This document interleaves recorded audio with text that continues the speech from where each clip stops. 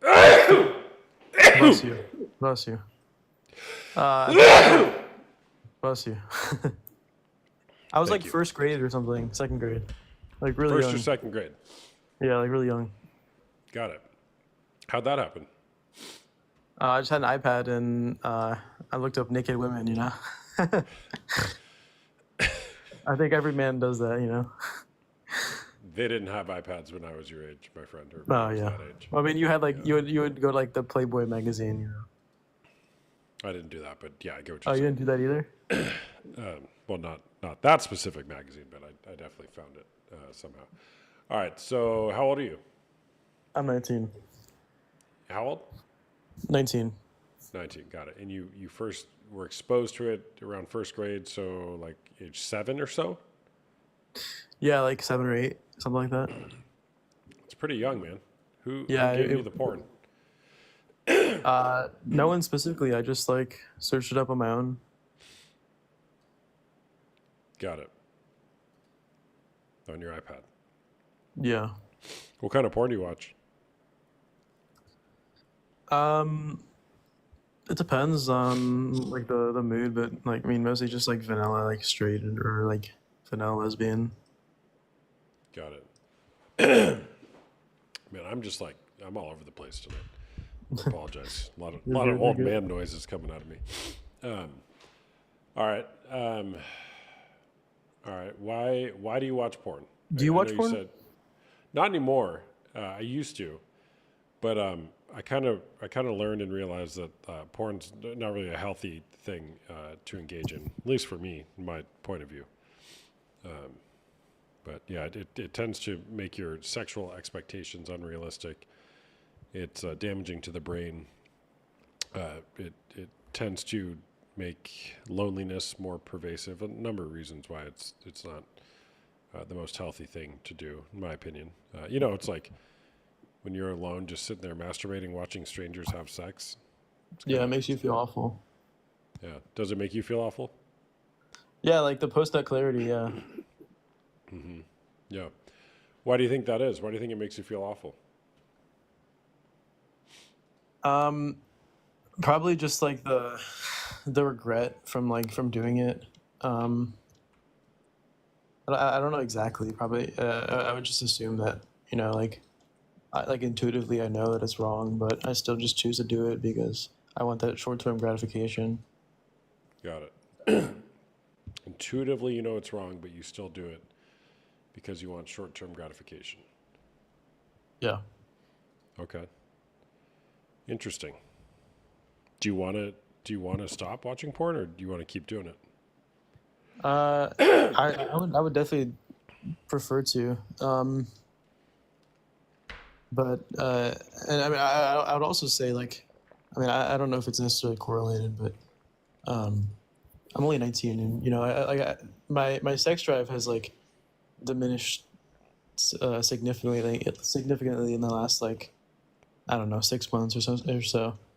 Um, and so like that's also a reason why I don't really watch porn as much.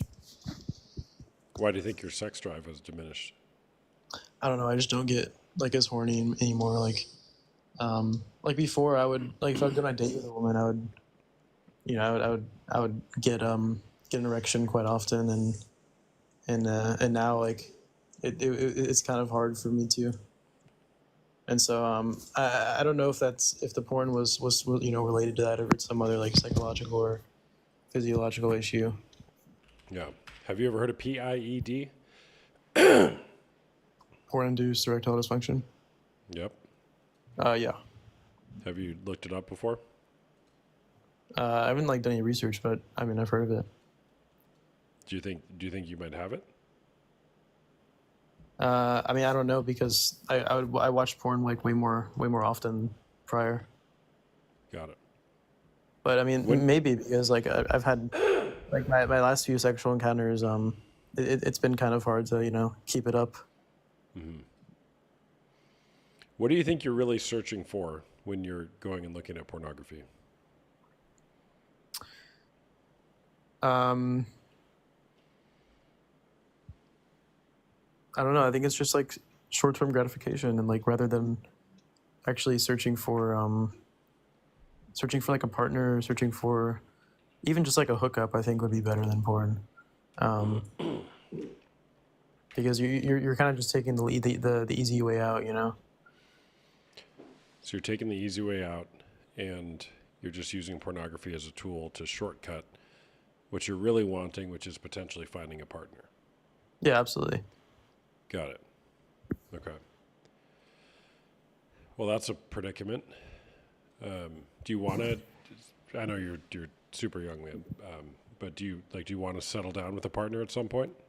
Yeah, absolutely. Like, my recent, sexual encounters have been like hookups, but I mean, I definitely prefer to find a long-term relationship.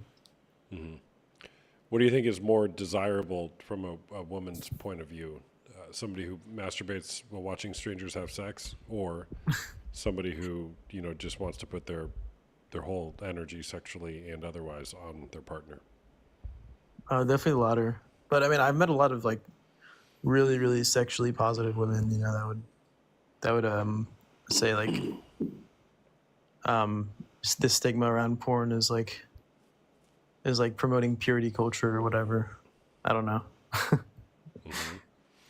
Do you have a faith orientation? No, I'm an atheist. Got it. Okay. Is purity culture in the atheist community as well?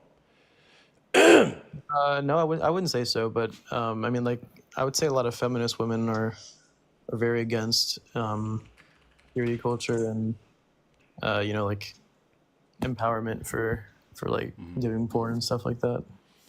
Yeah. For those of you who don't know, purity culture in the context of purity culture, cultural purity in the context of purity culture refers to a set of beliefs and practices often rooted in religious or traditional values that emphasize sexual abstinence and the preservation of virginity, particularly for women until marriage. It involves the idea that a person's value is tied to their sexual purity, and that engaging in premarital sex is a moral transgression or a sign of being, quote, impure. Yeah, I would disagree with that for sure. Got it. Got it. So, do you think porn should be like limited or banned or like restricted anyway, or like what's your take on it? Yeah, good question. God, I'm sorry, man. I almost died earlier with those sneezes, so there's a demon in here. Do I think porn should be banned or restricted? Well, I mean, sure, I'd love to say yes, but practically, how do we do that, right? It's not that easy. There's a huge movement right now to take down pornography sites, spearheaded by Layla Mikulikowicz, a book called Takedown, where they're actually successfully getting Pornhub blocked in certain states, at least here in the U.S. But here's my point of view: is we took down one site. Okay, great. What about the other 14 billion porn sites? Now obviously Pornhub is the biggest one and their whole network of sites, but I don't think it's that easy. So I'm more concerned with what if we take a look at why we're drawn towards pornography. And, the game I'm up to is how can we reduce the desire to go seek out pornography and work at it from that angle.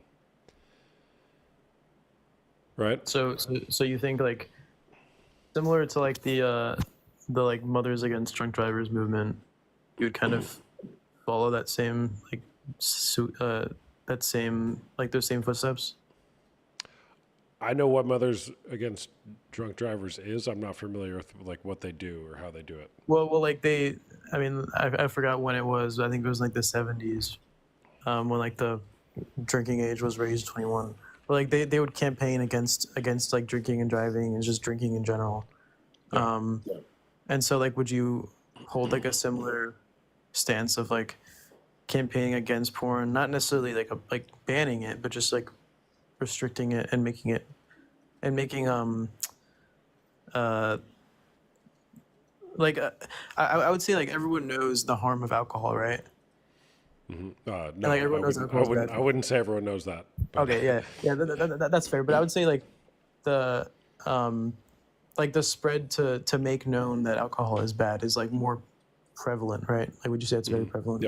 Yeah. I mean, I that's what I do is I create awareness around, pornography, the trap that it is, how terrible the industry is, how degrading it is towards women, and so on and so on. There's a lot of people like Fight the New Drug that are doing a great job in kind of tackling it from that standpoint of, let's try to end human trafficking. I think that's what Fight the New Drugs is, which it's great and I'm all for that. I'm kind of on my approach, at least on my platform, is, well, I want to help reduce the demand, right? So if less people are going and seeking out pornography, right, then the pornographers, in theory, wouldn't have a product to sell. So I think we need both sides of the equation, right? Yeah. So again, sure, I'd love to ban porn, but I don't think we can do that. Well, I mean, just like from like porn inherently, like, do you think porn inherently is wrong? Well, here's the question I would ask is, do you think that a woman's body should be a marketplace where commerce is transacted? Uh, I think anyone's body, like, I think you should be able to like sell your body in some way. Yeah. Okay. So if you see people as objects to be bought and sold, okay. I personally would not have that orientation. I mean, like, I think you could like draw the conclusion of like slavery, but I would just say like slavery is not like would not be related because I'm not making the parallel to slavery. Don't hear me in that. Okay. Yeah. But if we're just reducing ourselves down to sexual objects and then selling that as this is the only value that a person has, which is what pornography does, it takes away the humanity, the full dignified embodiment of a person, and just sells their sexual value. I wouldn't be a fan of that. So you'd be in favor of banning all sex work? Again, it's not that simple. Yeah, I'm sure. just saying, like, if you could. Yeah, if I had to say yes or no, I mean, yeah, I think that I don't think that sex work provides a lot of positive impact on our society. That's just my opinion. Well, wouldn't you rather like a free society in which even if like an action doesn't necessarily bring a lot of good, like like the principle of just freedom, like individual freedom, is like more important than that?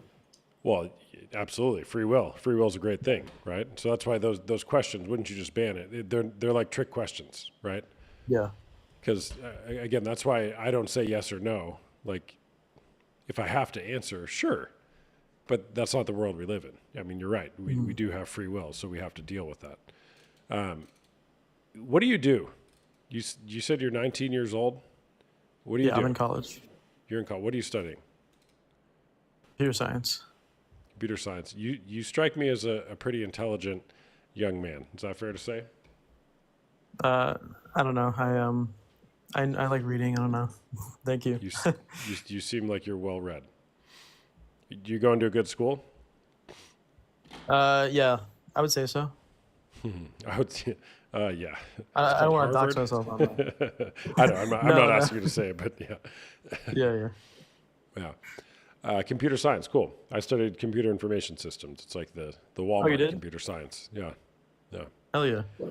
I mean, nowadays, like, computer science is a lot less like less of a anomaly than it was, Back in A lot my day, harder to- 20 years ago. Yeah, back in your day, yeah. Like back in your day, you should have picked computer science because you would be making bank now, Yep, but I didn't. Close, but it was too hard for me. All right, man. Well, thanks for chatting. Look, Yeah, thank you. yeah, pornography, in my opinion, is just not good for the brain. It teaches us to objectify women, and I think you're onto something there. That women would prefer a partner who doesn't objectify other people through pornography. So, Yeah, thank you. Have a good one, man. all right, man, you too. Bye. All right, chat. Let's go. W's in the chat for that guy. He was fun to talk to.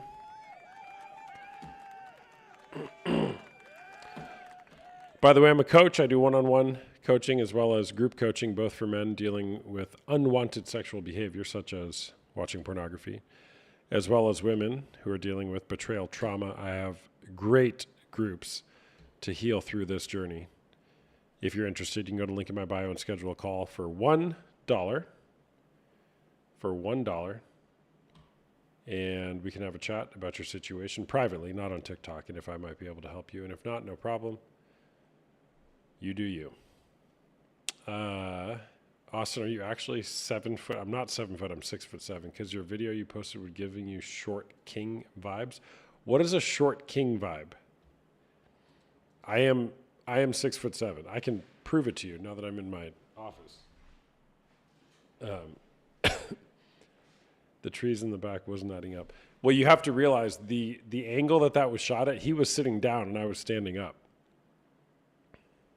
Hold on a second. Let me pull up the video. Questioning me. Dude, like this angle? I mean, there's still like 4 feet of legs that you can't see beneath there. That's like halfway up my thigh. All right, I'm going to do this one time. I'm going to walk to the back. Look, I got to adjust this thing. I feel so dumb doing this right now, but I feel like I have to prove a point. Watch this. The top of the black line back there is my garage door, okay? The typical height of a door in America is like 6'8" or so. So watch this. Okay. I'm a giant! And yes, I'm wearing shorts and sandals. Did I prove it to you, chat? Are you not entertained? All right. Who's next? You probably couldn't even see me because I'm wearing black on a black background. We appreciate this, though it was dark. Sorry, not sorry. Next guest.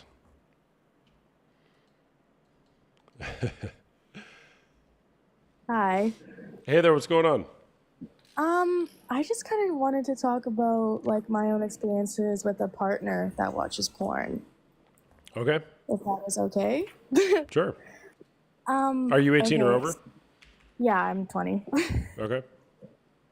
So basically, I found out he was watching it when I was around 18, and at the time it was like not a huge deal because I was like, okay, he watches it, whatever. But he began pushing it on me. Okay, what does that mean? He He would was pushing it on you.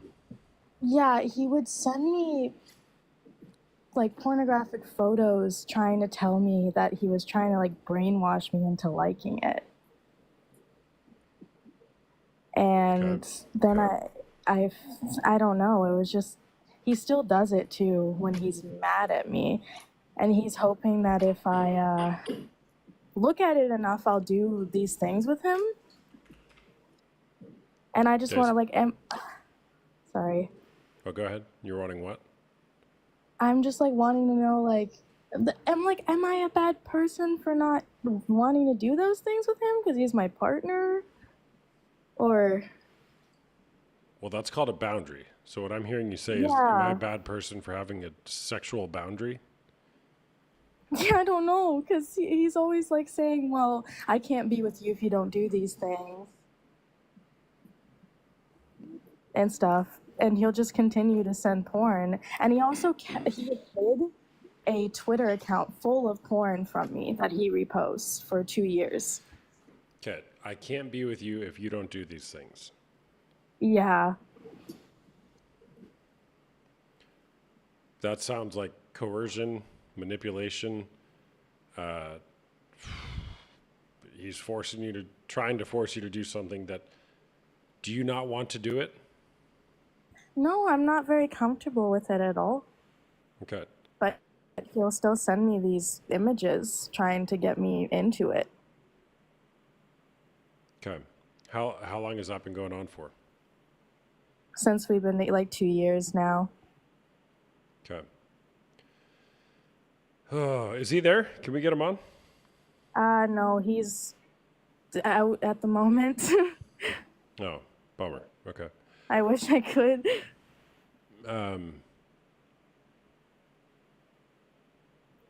Why are you with him?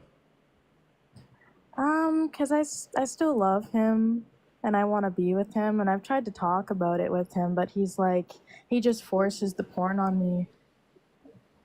Okay. He forces the porn on you. Yeah. Okay, I got that. And at some point, you've been staying here for 2 years. Yeah. It's my first relationship too. Yeah, I got that. What's that saying? Sorry, it always hurts, but first you're a victim, then you're a volunteer. I hate that saying because of what it represents, and there's truth in it, right? Yeah, I guess so. That is true. Yeah. Yeah. Yeah, I don't So know. It's just sorry.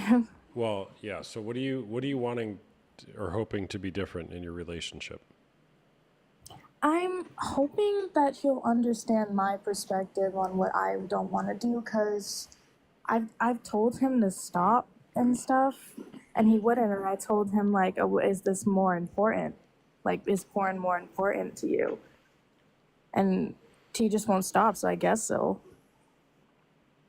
Okay. Yeah. So what do you do with that? I don't know. I just kind of wanted to talk about it because I haven't ever really even talked to my friends about it. Yeah. Well, like you're 20 years old. Is he about your age, your same age? He's 23. Okay. Okay. Where does this go? Play this one out 5 more years or 10 more years. Nowhere, probably. I'll probably just end up really depressed because of it. Or he'll probably end up leaving me because he told me it would be a deal breaker. Well, I'm going to make the assertion that he's not telling the truth on that, based on what you've said here.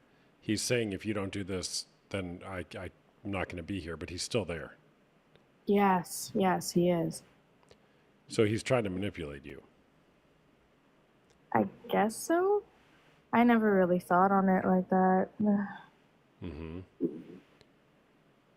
And I mean, has he crossed any lines with you that you didn't want crossed?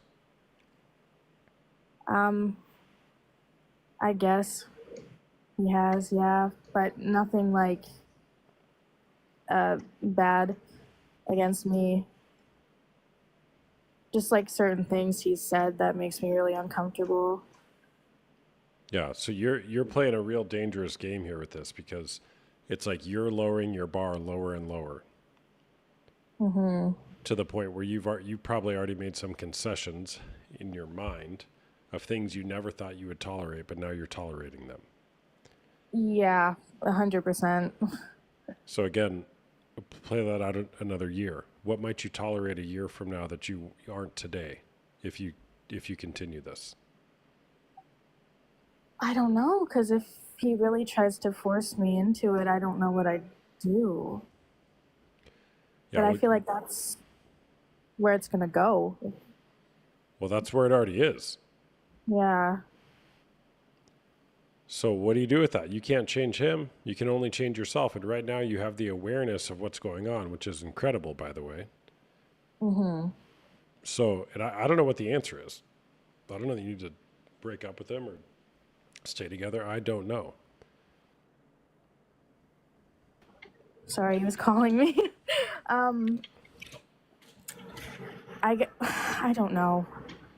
I don't want to leave because I love him, but I guess that is the answer if he doesn't stop. Unfortunately.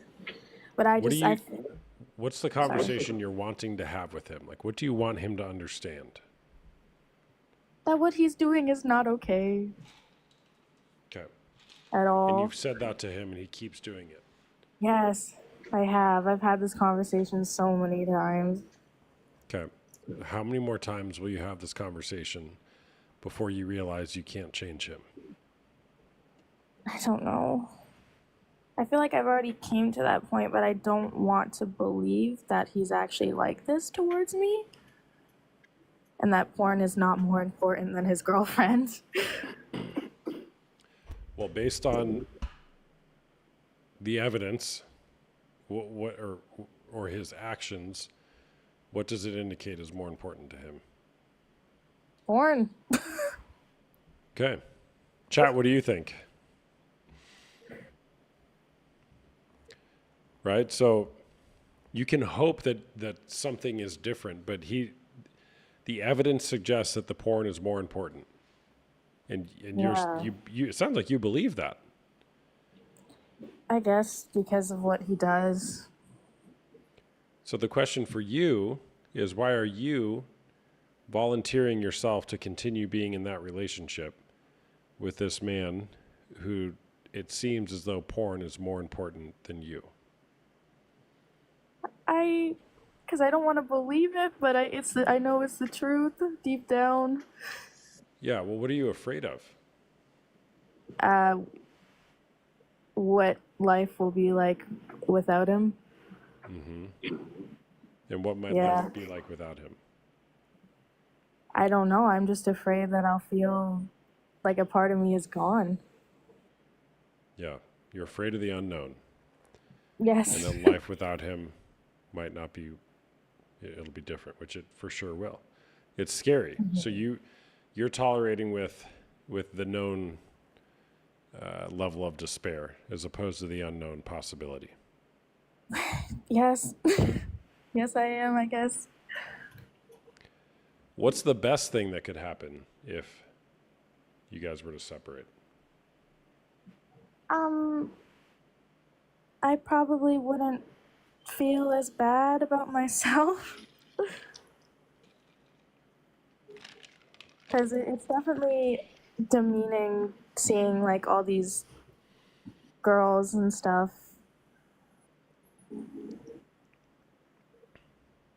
Can I just feed this back to you again? And I want you to just hear how this sounds. Okay. Your boyfriend is sending you pornography of sex acts that you don't want to do, that are across your boundaries, and saying, if you don't do these, I will leave you. Yeah. Yeah. How does that sound to you? That sounds really bad. Like if somebody told me that, I would tell them to leave.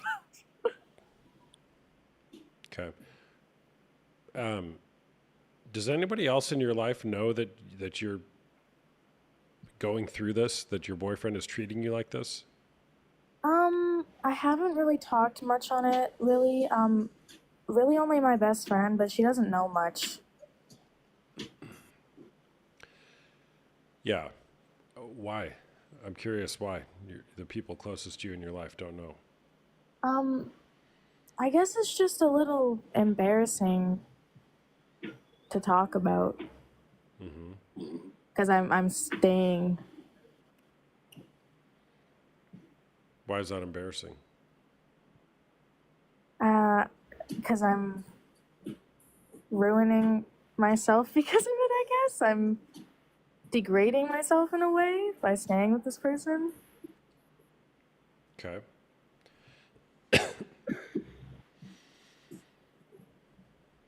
I guess that's how I see it. I don't know if that's the reality, but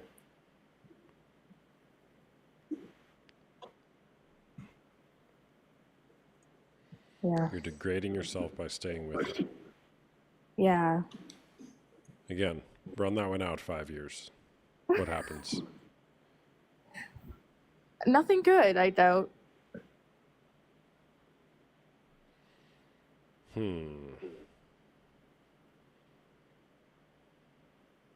Yeah, I know. Well-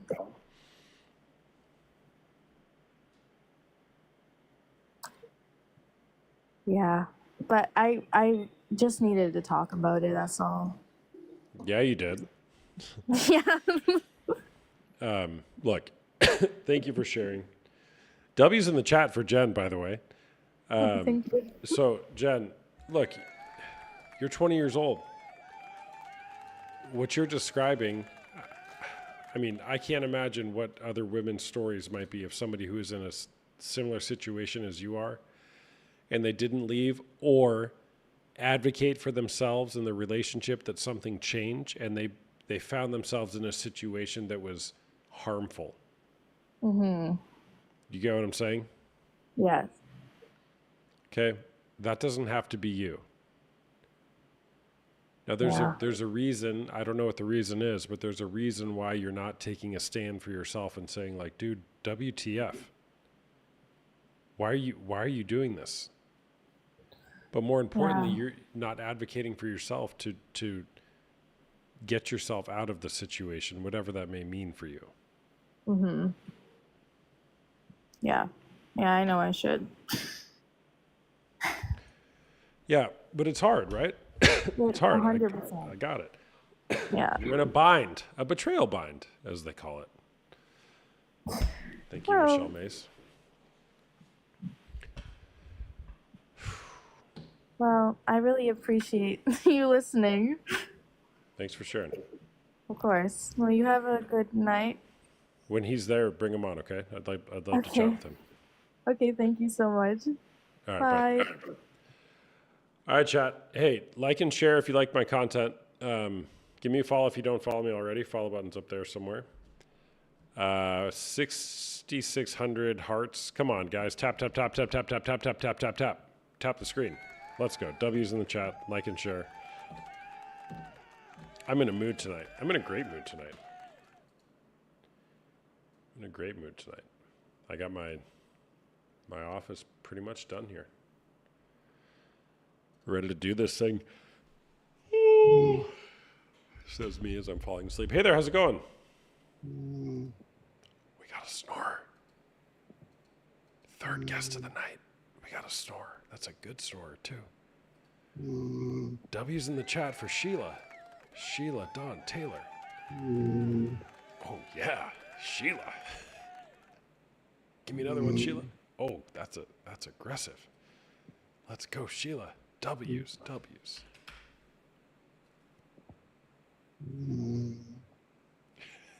Sheila. Sheila, did you have a long day? I bet it was hard. I'm glad you're getting some sleep, though. All right, we'll bring up another guest. We're going to leave Sheila on in case she wakes up. Why is she snoring? Well, she's tired. Leave her alone.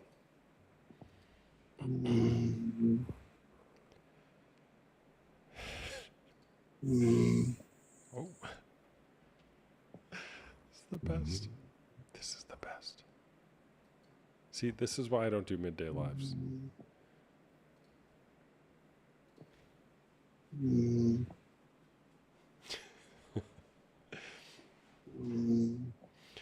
Hey there, how's it going, Serena? I'm good. How are you? I'm doing good, thanks. Is porn cheating? I believe so. But my question would be if you're with someone and they kind of use it as an avoidant technique, is that an addiction or is that not? Why does it matter? Well, just more like how you would go about supporting somebody in that position. Okay, got it. So, and pardon my friend Sheila, she got a little tired. So are you in a relationship with someone who's watching porn, or are you asking for a friend? Myself, and it was kind of something that where if he got bad news in his life, or something didn't really go too well in the relationship, or like I guess something even like disappointing at work would happen, like sometimes he would check out for prolonged periods of time.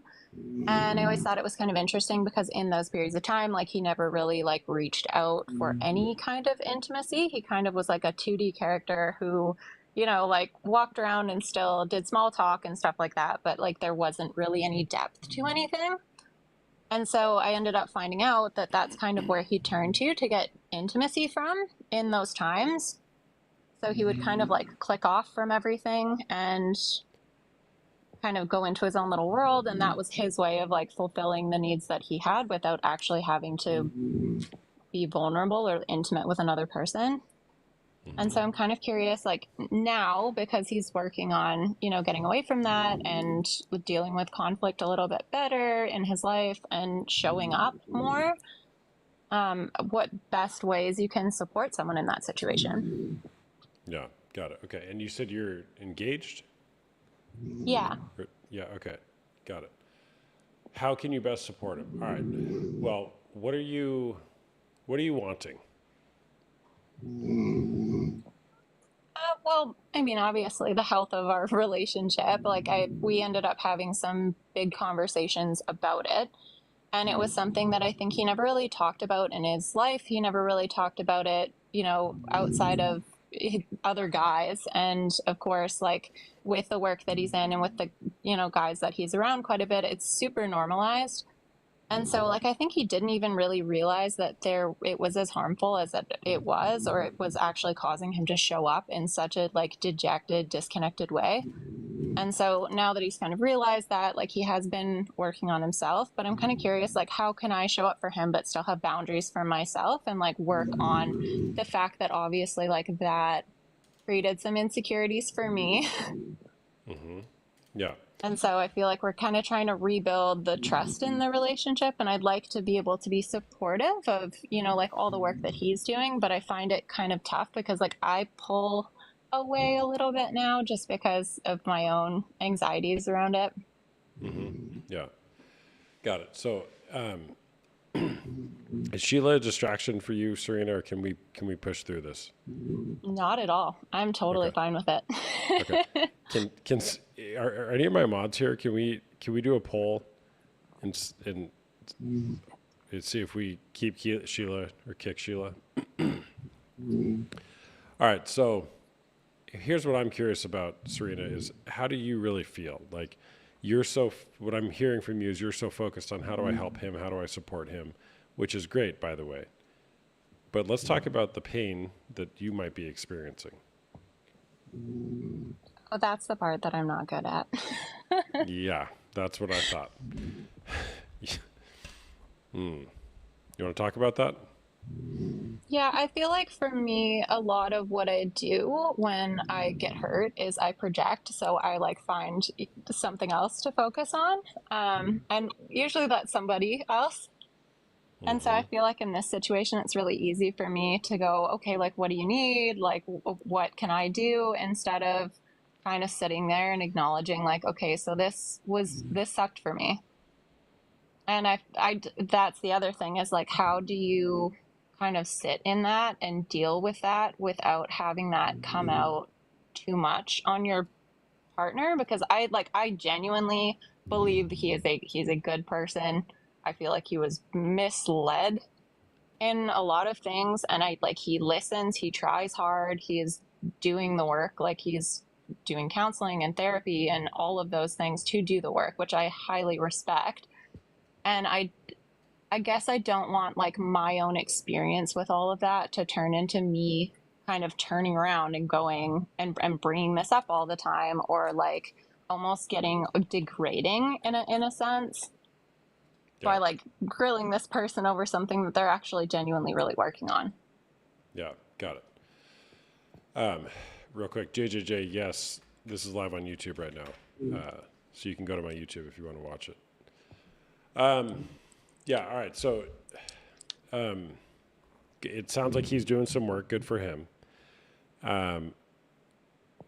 What I make of this is that at some point in your life, you learn that when there's pain, don't deal with it, stuff it, focus on somebody or something else, and try to just control my way out of the situation instead of feeling the pain. Yeah, Yeah? that's pretty accurate. Okay. What does that remind you of? What do you mean by that? Is there a memory or something that happened earlier in your life that reminds you of that pattern playing out?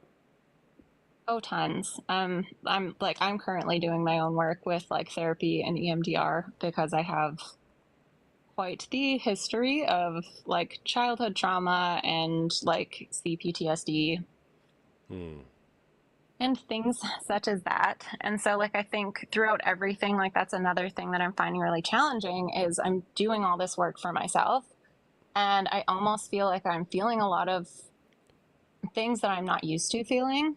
Like I'm starting to feel like injustices, or like when things are unjust, or if something is upsetting to me, like I actually acknowledge now that it's upsetting to me, and it's kind of been like a flood of stuff.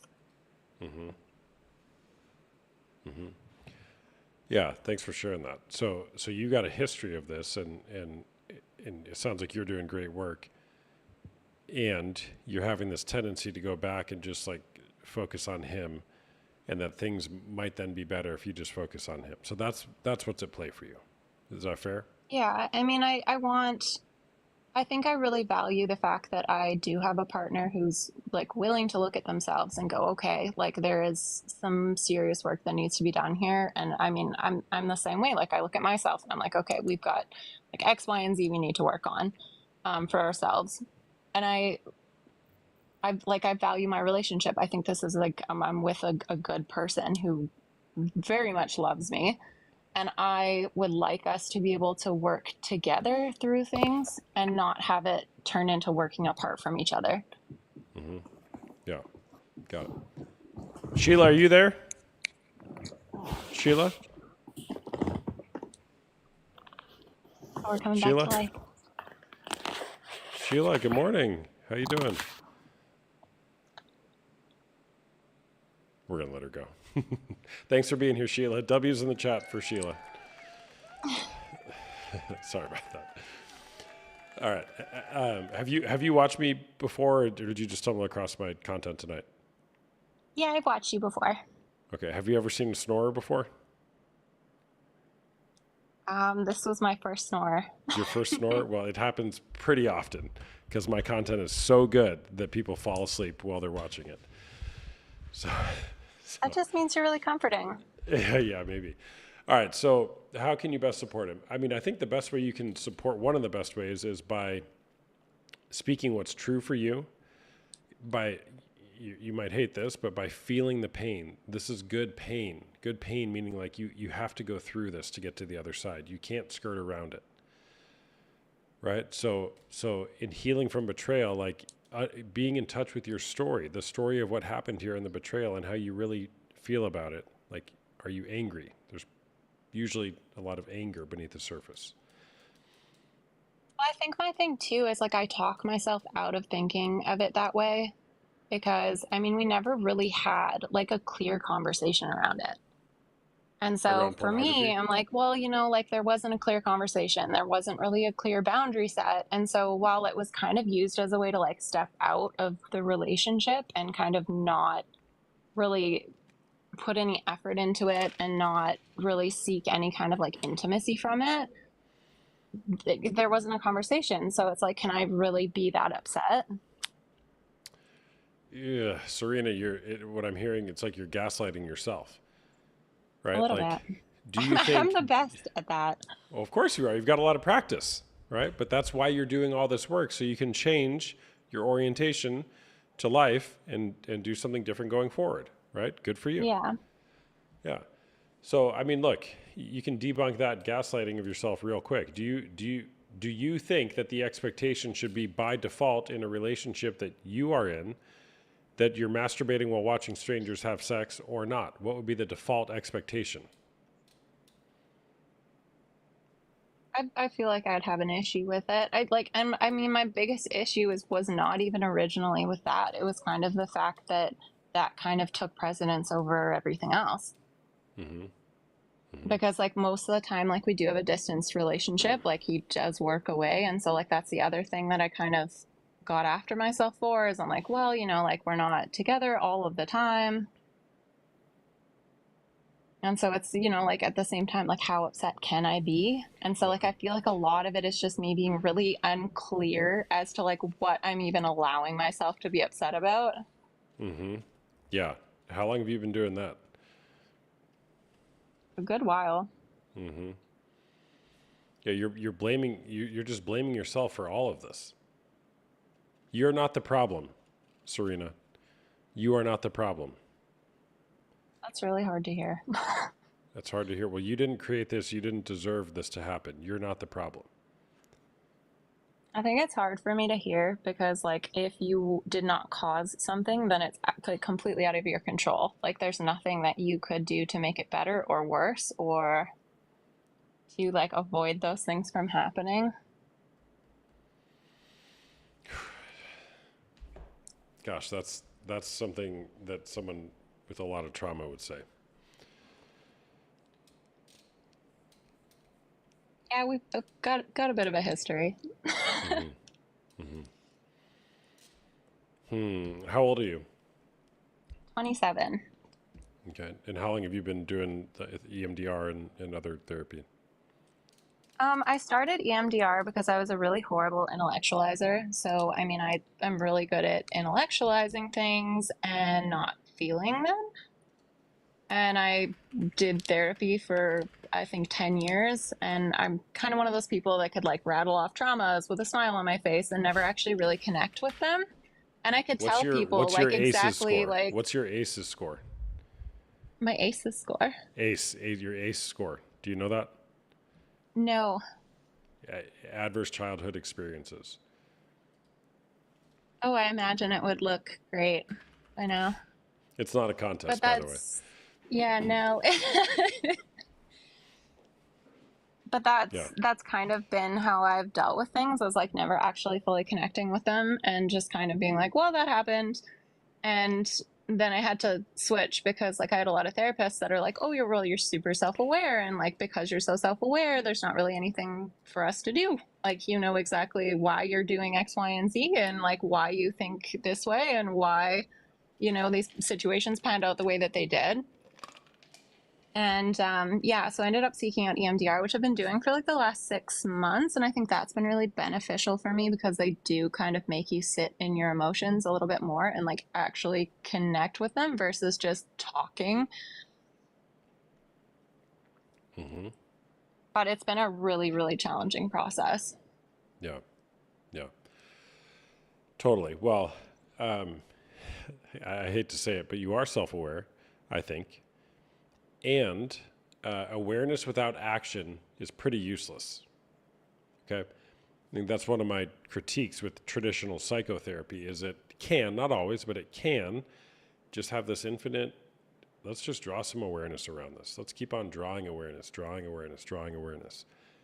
But awareness without action is useless. Well, that's how I felt, is like they'd give you coping mechanism after coping mechanism after coping mechanism after, like, you know, just it kind of just added to like the fact that I intellectualized things already, and nothing ever really changed or got any better. Yeah, so maybe now's the time you got to put some of that awareness into new action, and then reinforce that, right? So what new action with your new awareness or the awareness that you've been gathering for a decade? What new action might you need to take? I think I need to start putting more of the focus on myself instead of just exterior projection, kind of focusing on other people, and acknowledge that feelings hold their place. Like, I think for me is I still try to like draw logic from places or intellectualize things by saying, you know, well, like how upset can I be if X, Y, like we didn't have this conversation, and, you know, like maybe I have to be understanding of this thing and the other thing. And I'm like almost kind of gaslighting myself out of the fact that I have feelings around it because I can. Yeah. All right. I'm a coach. I'm And not I a don't really therapist, by trust, the like, I way. don't trust my feelings. I think that's the thing. Like, it's like I know I feel one way, but then Yeah. I kind of talk myself out of it.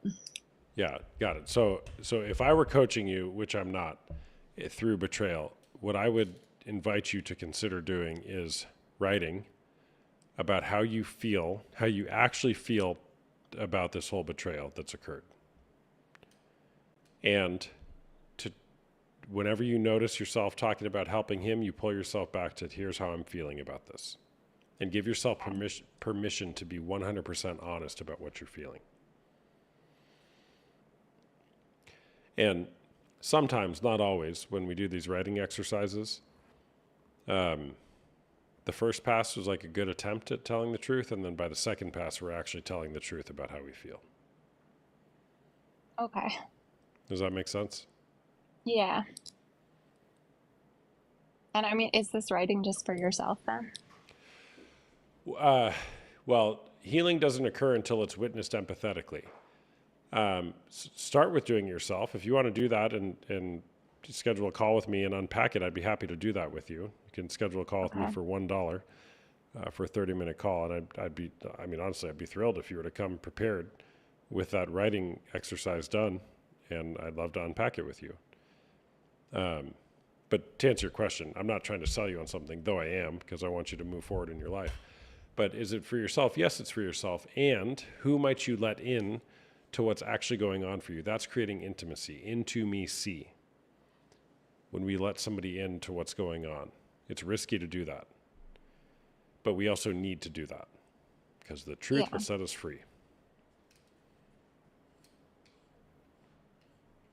We can only be as free as the amount of truth we're able to handle.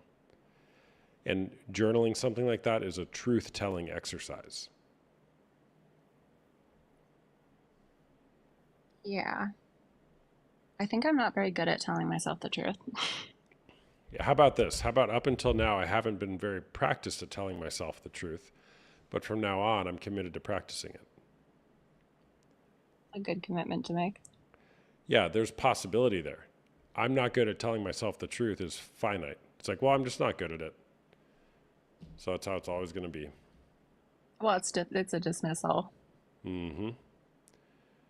So if you reframe it, up until now, I haven't been practiced at this, but from now on, I'm committed to practicing telling the truth.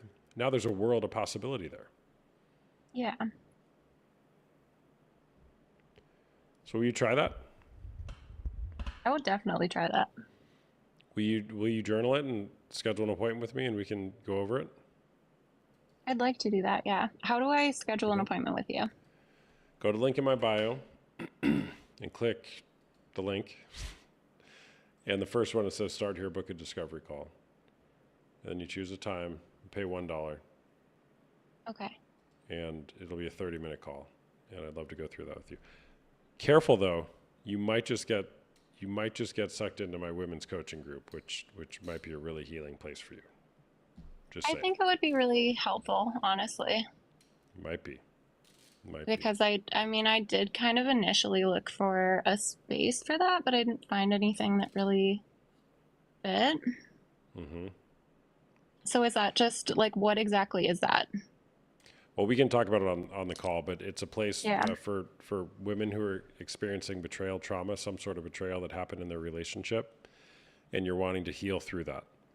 It's a group of women. We meet on Tuesday nights. I just got done with my calls a little bit ago on Zoom for an hour and 15 minutes. It's a weekly Zoom call, and we just go through a lot of concepts I pull from Michelle May's The Betrayal Bind, a book I recommend a lot. Another book called Unwanted by Jay Stringer. Honestly, it's a super intimate, vulnerable place. I cried tonight on the women's call. I'm just going to say that. Was anybody here? Was anybody there who's on the chat? I don't know if there are, but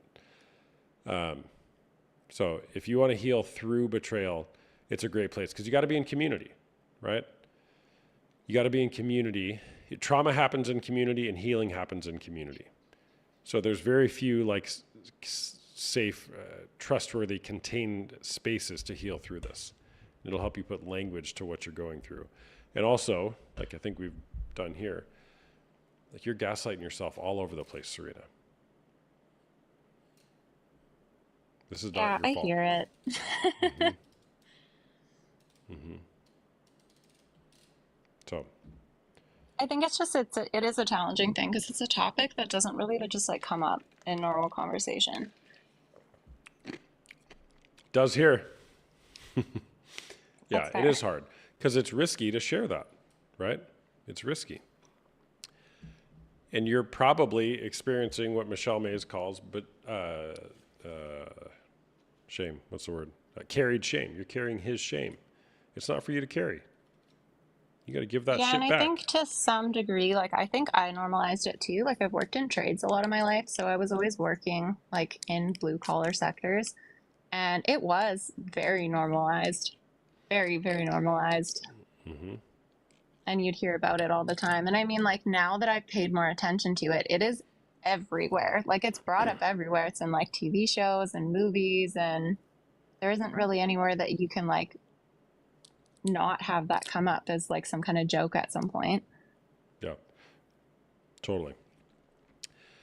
Carried shame. You cannot heal carried shame because it does not belong to you. The only thing you can do with carried shame is give it back. How do you do that? You give it back by releasing yourself from the burden of carrying it and by expecting your partners to become accountable for their actions and behaviors. And that's the scary part, because what if they don't? Then you got to decide what to do. Yeah, that's where boundaries come into place. Mm-hmm. That's what we Which are talked about very tonight. difficult things too. Mm-hmm. When did that start for you? You don't have to answer that. It's a rhetorical question. Putting boundaries in place. Mm-hmm. I think it was really tough for me because when the initial conversation came up about it, like the response back to me was kind of like the defensive, everybody does it, it's just a guy thing, and it kind of carried on that way for quite a while. And so, like, I'm not proud of how I handled any of that because I do feel like I probably should have stood up for myself a bit better. Because he did not hold himself accountable to that for quite a long time. And then it kind of got to the point where I basically said, like, this is something that, like, was really hurtful to me. And if this is, not something that you're willing to acknowledge, then I don't really want to be in this anymore. Mm-hmm. And so, I think that's the one thing that I have yeah, and I think that's the one tough thing is, like, after that, he did take it a lot more seriously and he started working on himself a ton, but I don't like that it had to get to that point first. So I think that's part of, like, what I'm trying to work through is the fact that, like, it had to get to that. Mm-hmm. Yep. And notice you're teetering right back on talking about him and his behavior. Yeah. Right. Which is, it's fine. Like, it's not a problem. Obviously, if the relationship's going to heal, we have to talk about that. But there's some work for you to do. Yeah.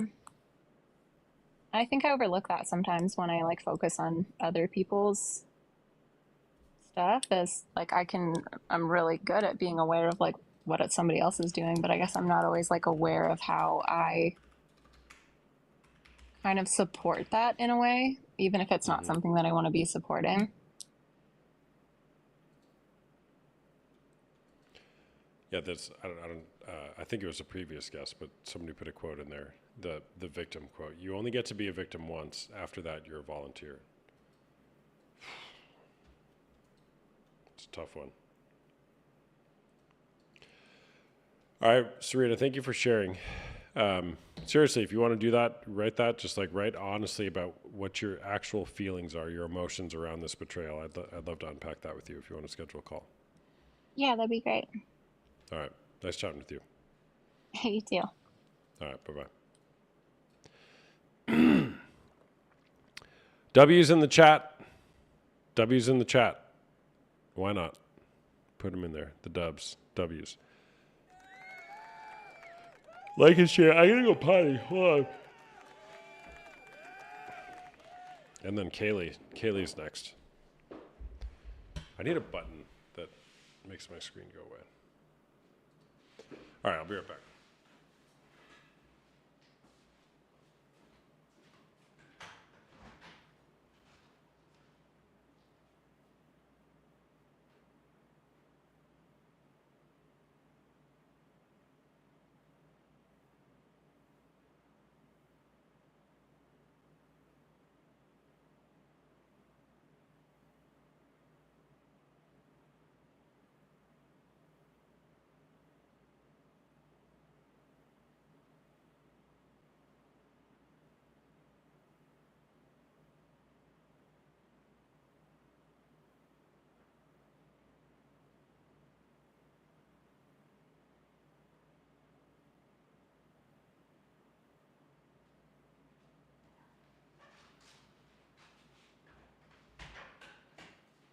All right. Where are we at? I have a question. California Mary, Austin, just casually streaming from a spaceship on a Tuesday is crazy. Streaming from a spaceship. Is that what this looks like? The vibes. Ha ha!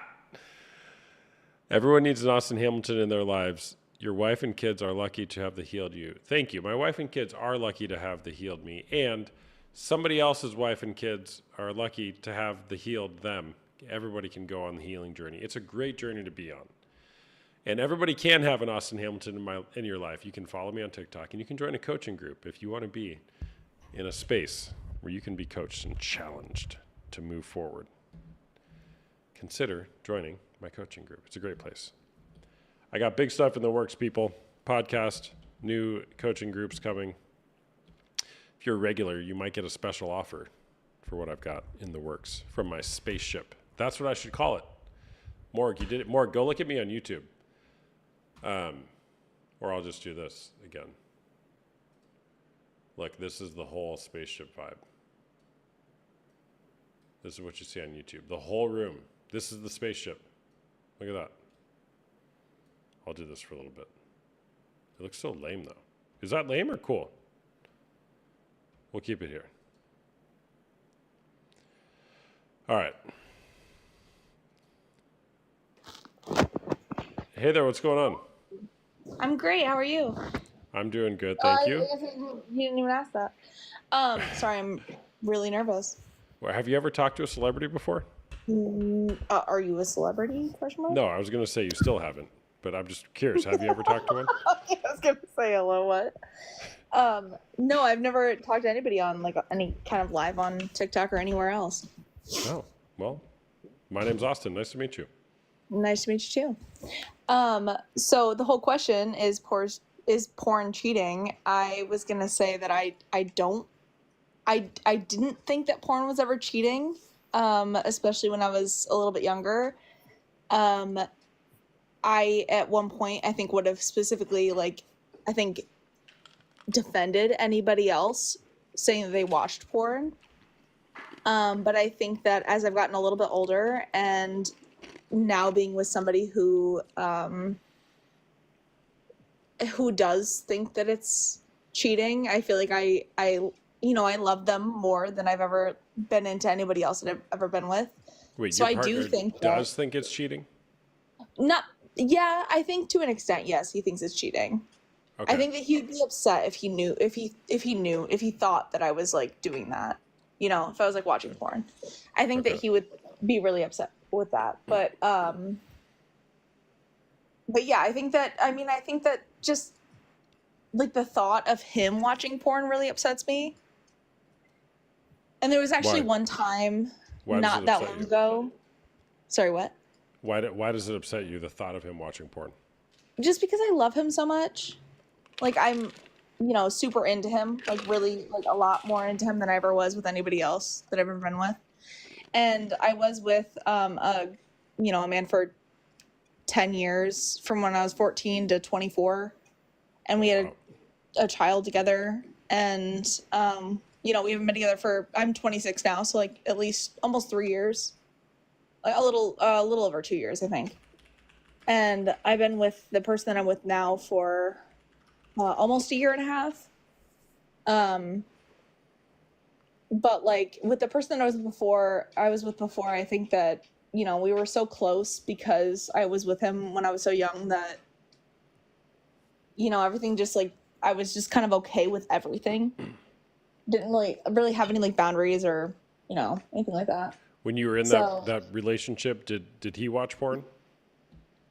Yeah, I'm pretty sure. I mean, we never really talked about that kind of stuff, but I definitely caught him watching porn once. Like in the act? Yes. Yeah. He didn't know that I saw him, but I did. But it didn't like bother me. Like I didn't like think anything of it. But I think that was like towards the end of our relationship too. So I don't think that I, thought anything of it for a lot of reasons. Not just because I didn't, So you used to think it wasn't cheating, it wasn't a problem, but your current partner does think it's a problem. Yeah, So, but it's not just him. It's definitely like a lot of like it's not just like that he thinks it's a problem, so I think it's a problem. I think it's more like that I'm more into this person now that I've seen I don't know. I feel like maybe I think that him looking at somebody else upsets me more than it would have my last partner, I guess.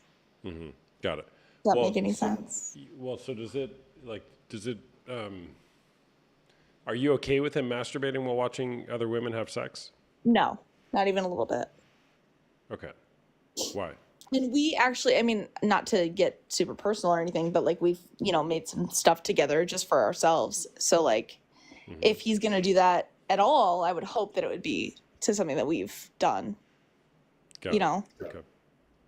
if it's How to long- some how random long have you person, guys been I'd be together? pissed. About a year and a half. Okay. So do you have like an agreement now that you guys don't watch pornography? Oh yeah, we've definitely talked about that in the past. Yeah. Got it. Okay. Yeah. Okay. Okay. Well, why did you come on here? What did you want to talk about? No, I think that I just wanted to like say my opinion on it. But also somebody before, I think the first person I had seen said something about, I don't know, they were talking about how old was she? Like 22, I think. And she was,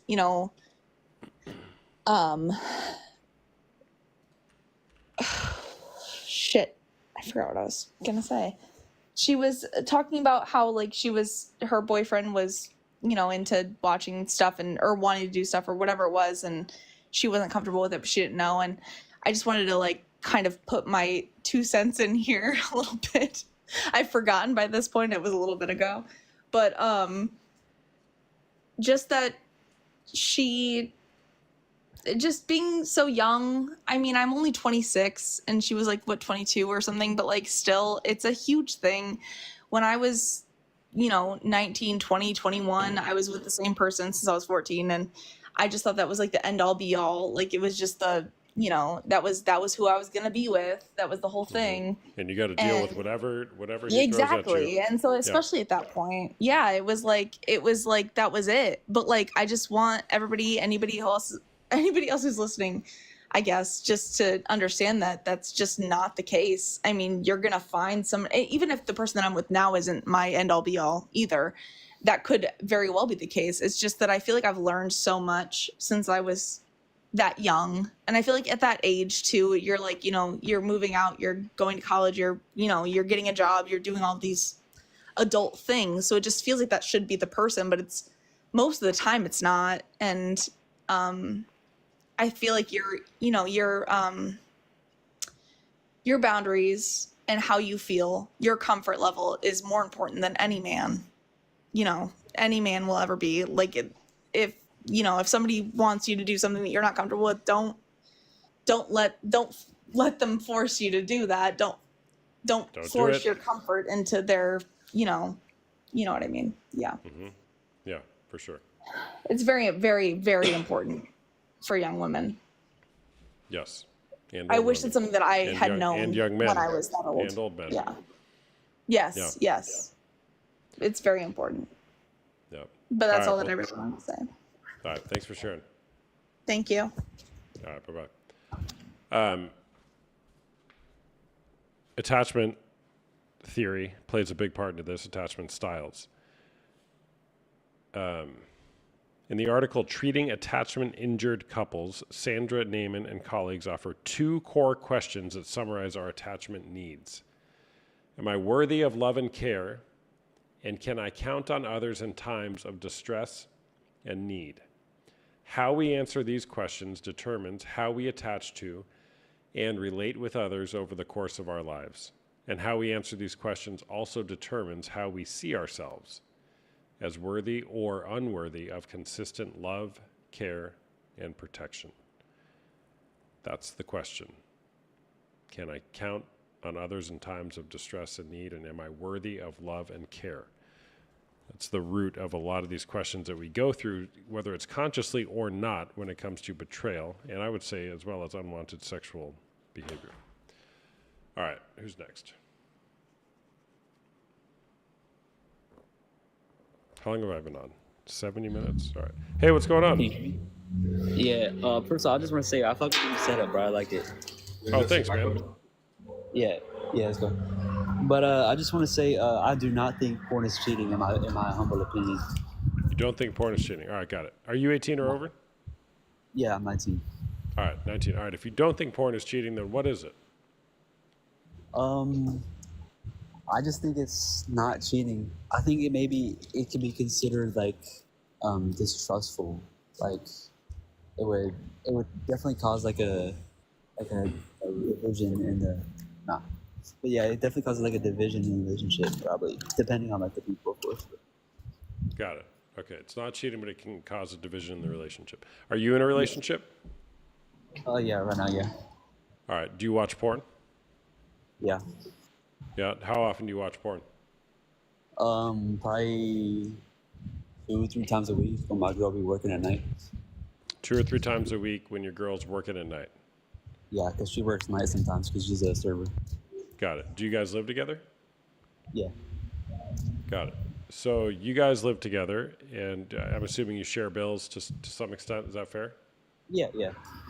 Got it. So she's out working in exchange for money so that you guys can pay your bills, and you sit at home at least sometimes, 2 or 3 times a week, and masturbate while watching strangers have sex on the internet. Okay, yeah, it sounds weird when you put it like that, but I also work. I just work during the day. Why does it sound weird? Because with the way you put it, like, it's like realistic, but it just sounds like, you know? Well, is it true? Not like, yeah, I guess that's true, but my girl's cool with it. Your So, girl's like, cool with it. Yeah. Is she there? Can we get her on? No, she's working tonight. This is one of the nights. Oh, she's working tonight. Do you know what that means? No, I'm at the gym with my homeboy. Yeah, it's funny. All right. It's funny.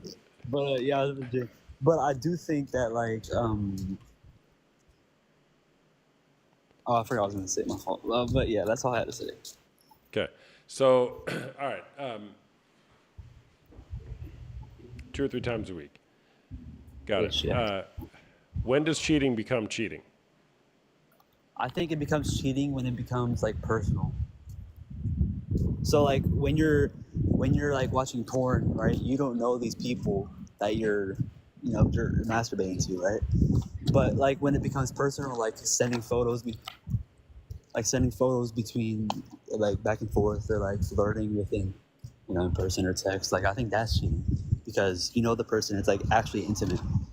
But when it's porn, it's just like transactional, or just like there's no like emotion or feelings, Got it. and actually like touching them. Got it. So if you were to put up like a pane of glass and put some strangers on the other side of it who are having sex, and you're masturbating to it, that's not weird to you. Like in Cyberpunk? I don't know what the game? Yeah, the game. They do that in the game? Yeah, there's basically like Lady of the Night houses, right? And there's like a glass wall, and there's like a girl there dancing, and there's a dude on the other side just going at it. Okay. I Yeah, think so like that. like stripper, like you say, like strip club and shit too. Well,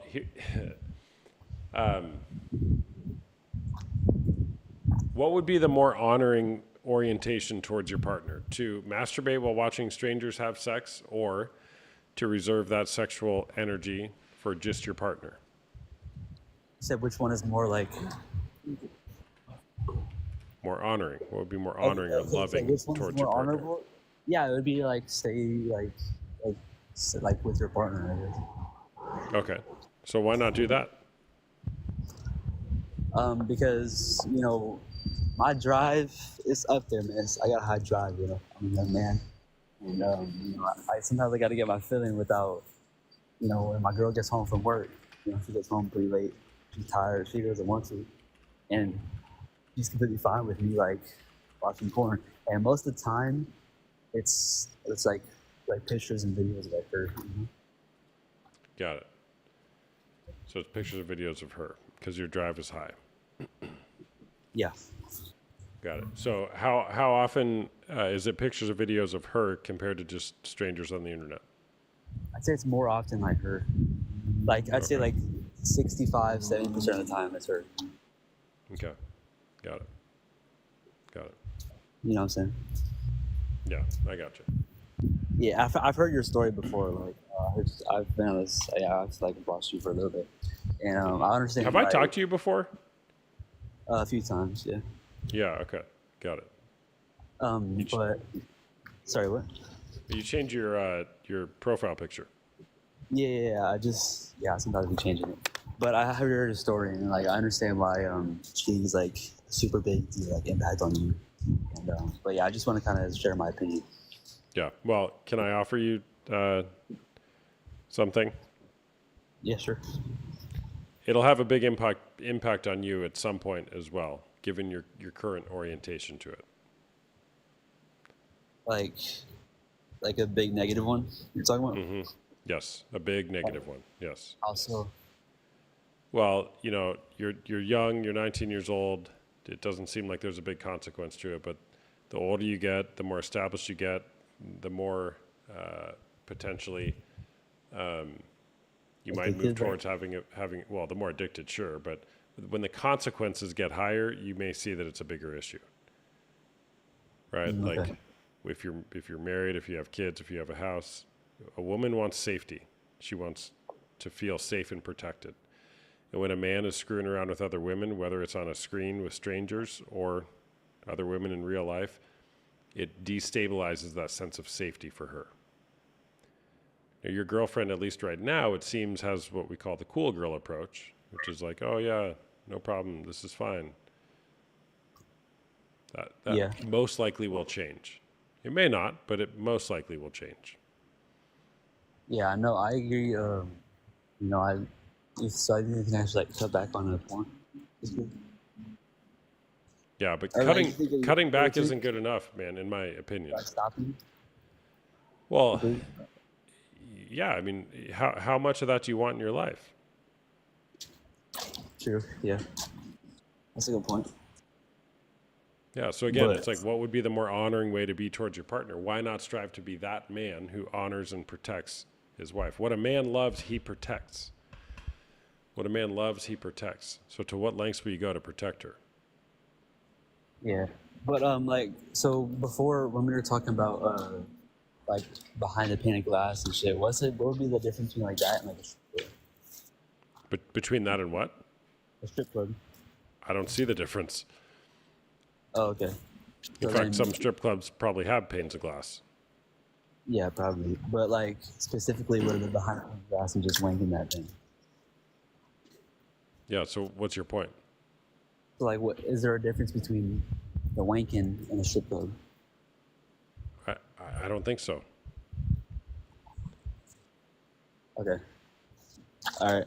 I appreciate you letting me up here, Finn. Thanks for sharing, man. See ya. Have a good day. You too. W's in the chat. Trina, damn, this is a good question. What was Trina's question? What makes her pictures not enough some nights? Yeah. That's a good question, Trina. What's up, Kayla? Thanks for sharing, James.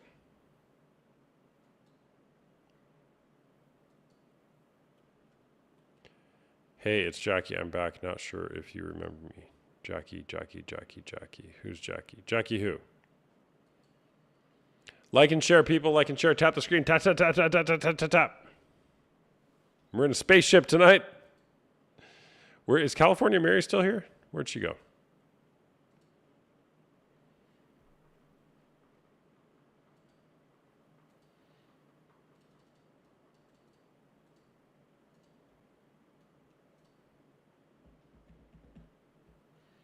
I love that, Serena. She's scheduled an appointment. She's going to do her homework. Serena, are you still there?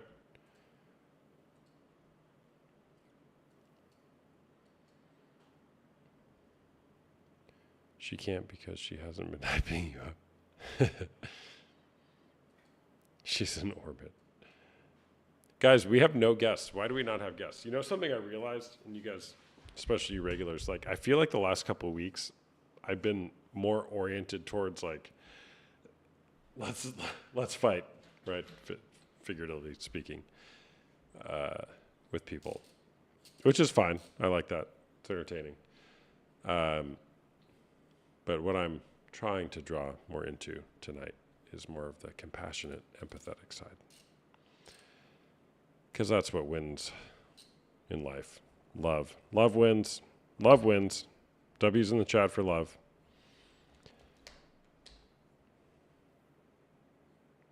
Was with a guy. It was a bit rough. You told me to eventually tell someone. Okay, do you want to talk, Jackie? Do you want to come on here?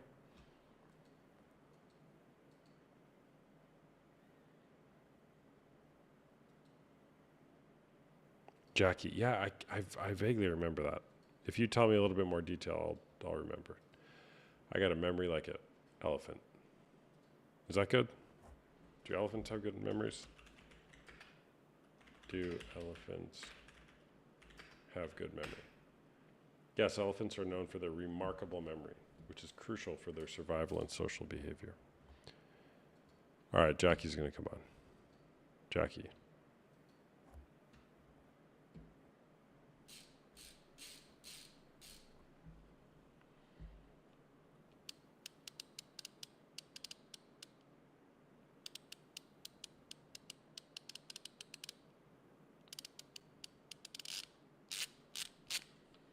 Did you request, Jackie?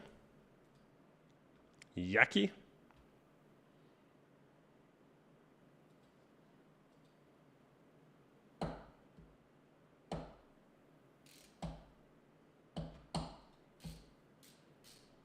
Tisha is waiting to chat. Hi, it's Jackie. Okay, user 873.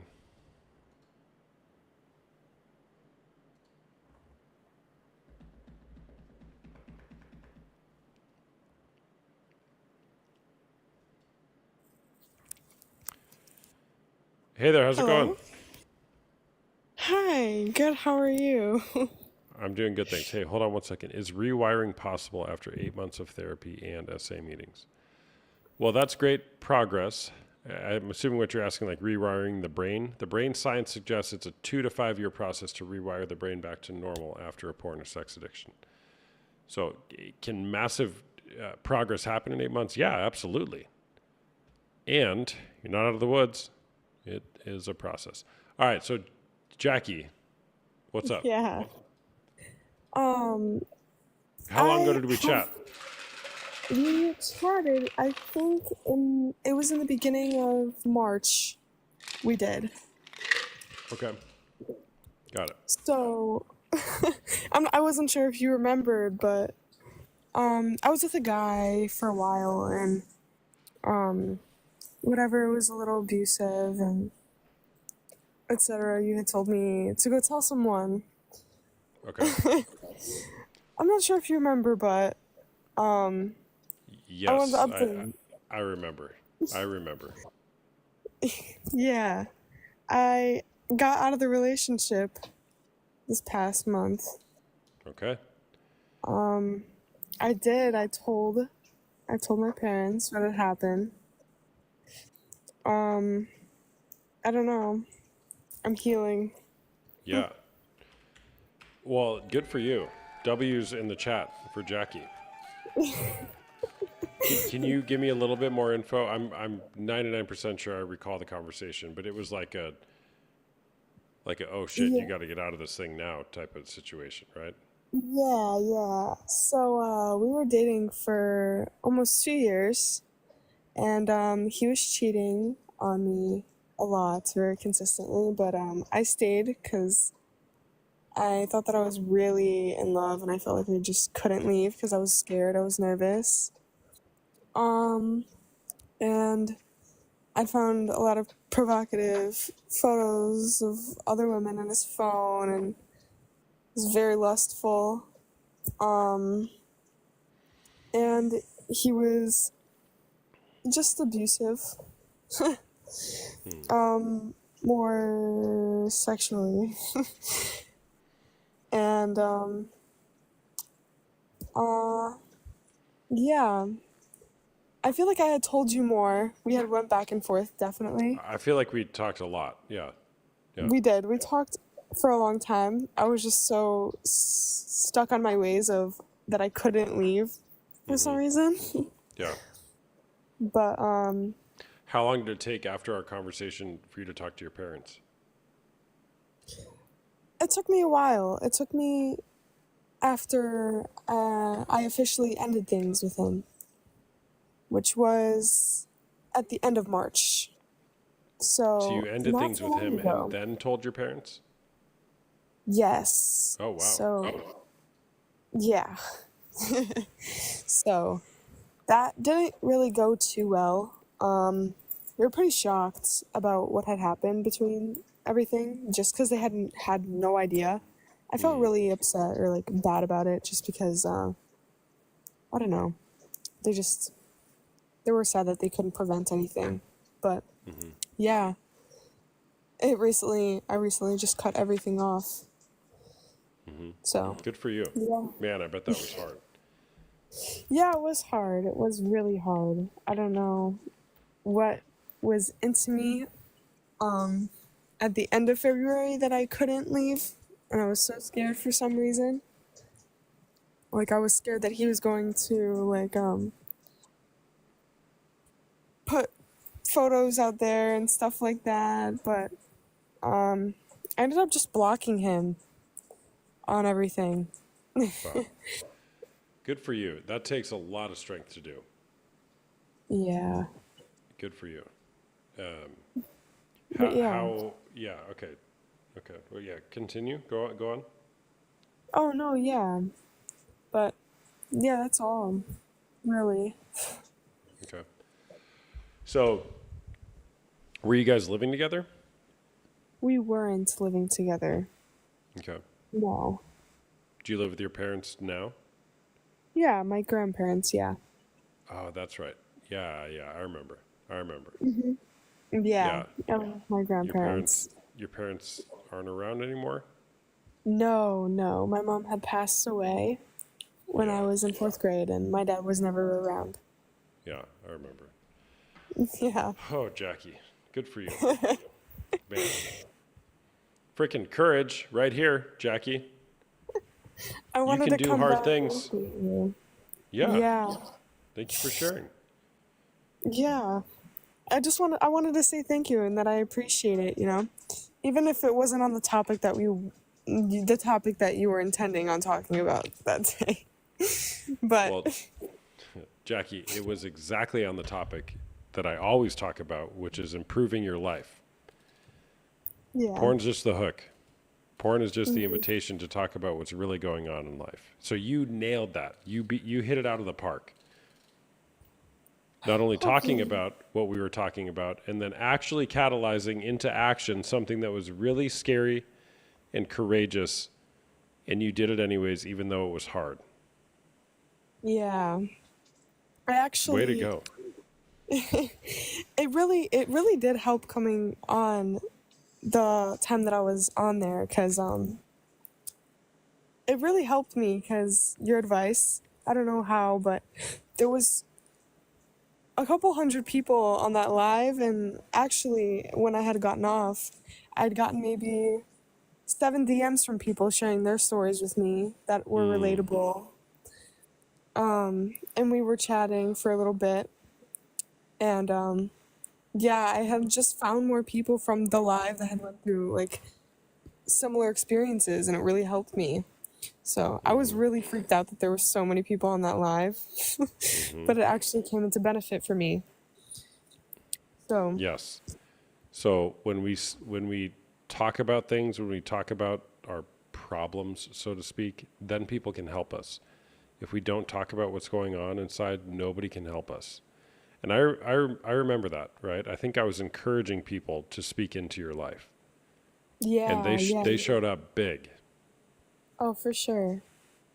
Yeah.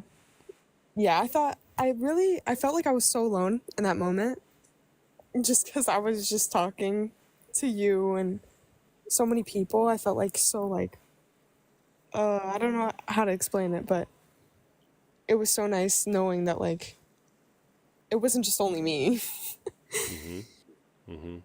But Yeah, yeah.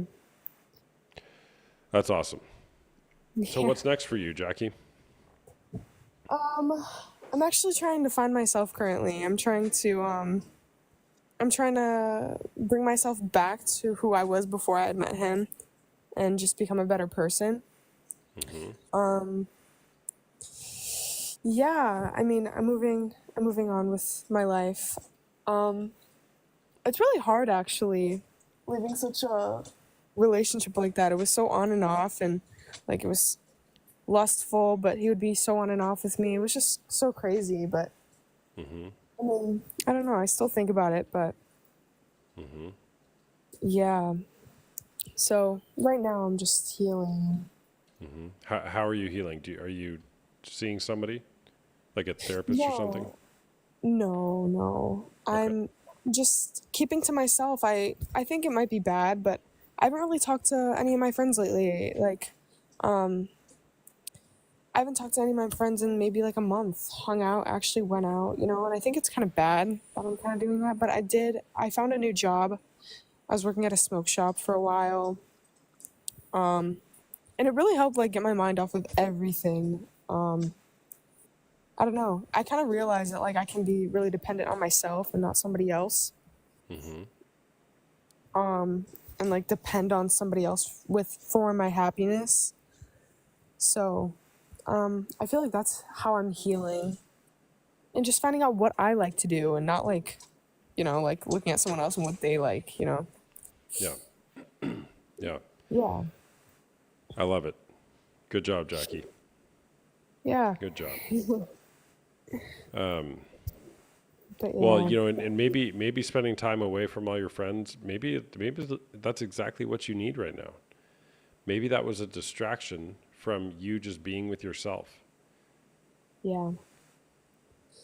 I agree. Cause I feel like I was having so many problems with him that I would distract myself by hanging out with my friends all day, every day. And I'd come home and the problem was still there. Like the problem didn't go away. Like, nothing changed. Like so I think me being alone and finding like independence was really good for me. Yeah. But the downside of it is I have trust issues bad now. I feel like I had recently just met a new guy, which I probably shouldn't be doing right now. I had met someone, nothing sexual, nothing like that, just getting to know each other and hanging out, you know. I have really bad trust issues now. Not sure how to work through that. Yeah, I'm not really sure how to get through that. If you have any advice for me, I Well, don't I'd want love to talk to you more about that. We anything. can certainly talk about it here. I would also, if you want to schedule a call with me, I'd love to chat with you. Okay, you can. It's $1. The link in my bio if you want to set up a private call. Yeah. I don't think that your trust issue. I hear you that you have trust issues, and I agree. And you doing what you did in the last month or so, that was an act of rebuilding trust with yourself. So Yeah. maybe you actually are on the path towards having increased trust in your life with yourself and others because you're learning to trust yourself.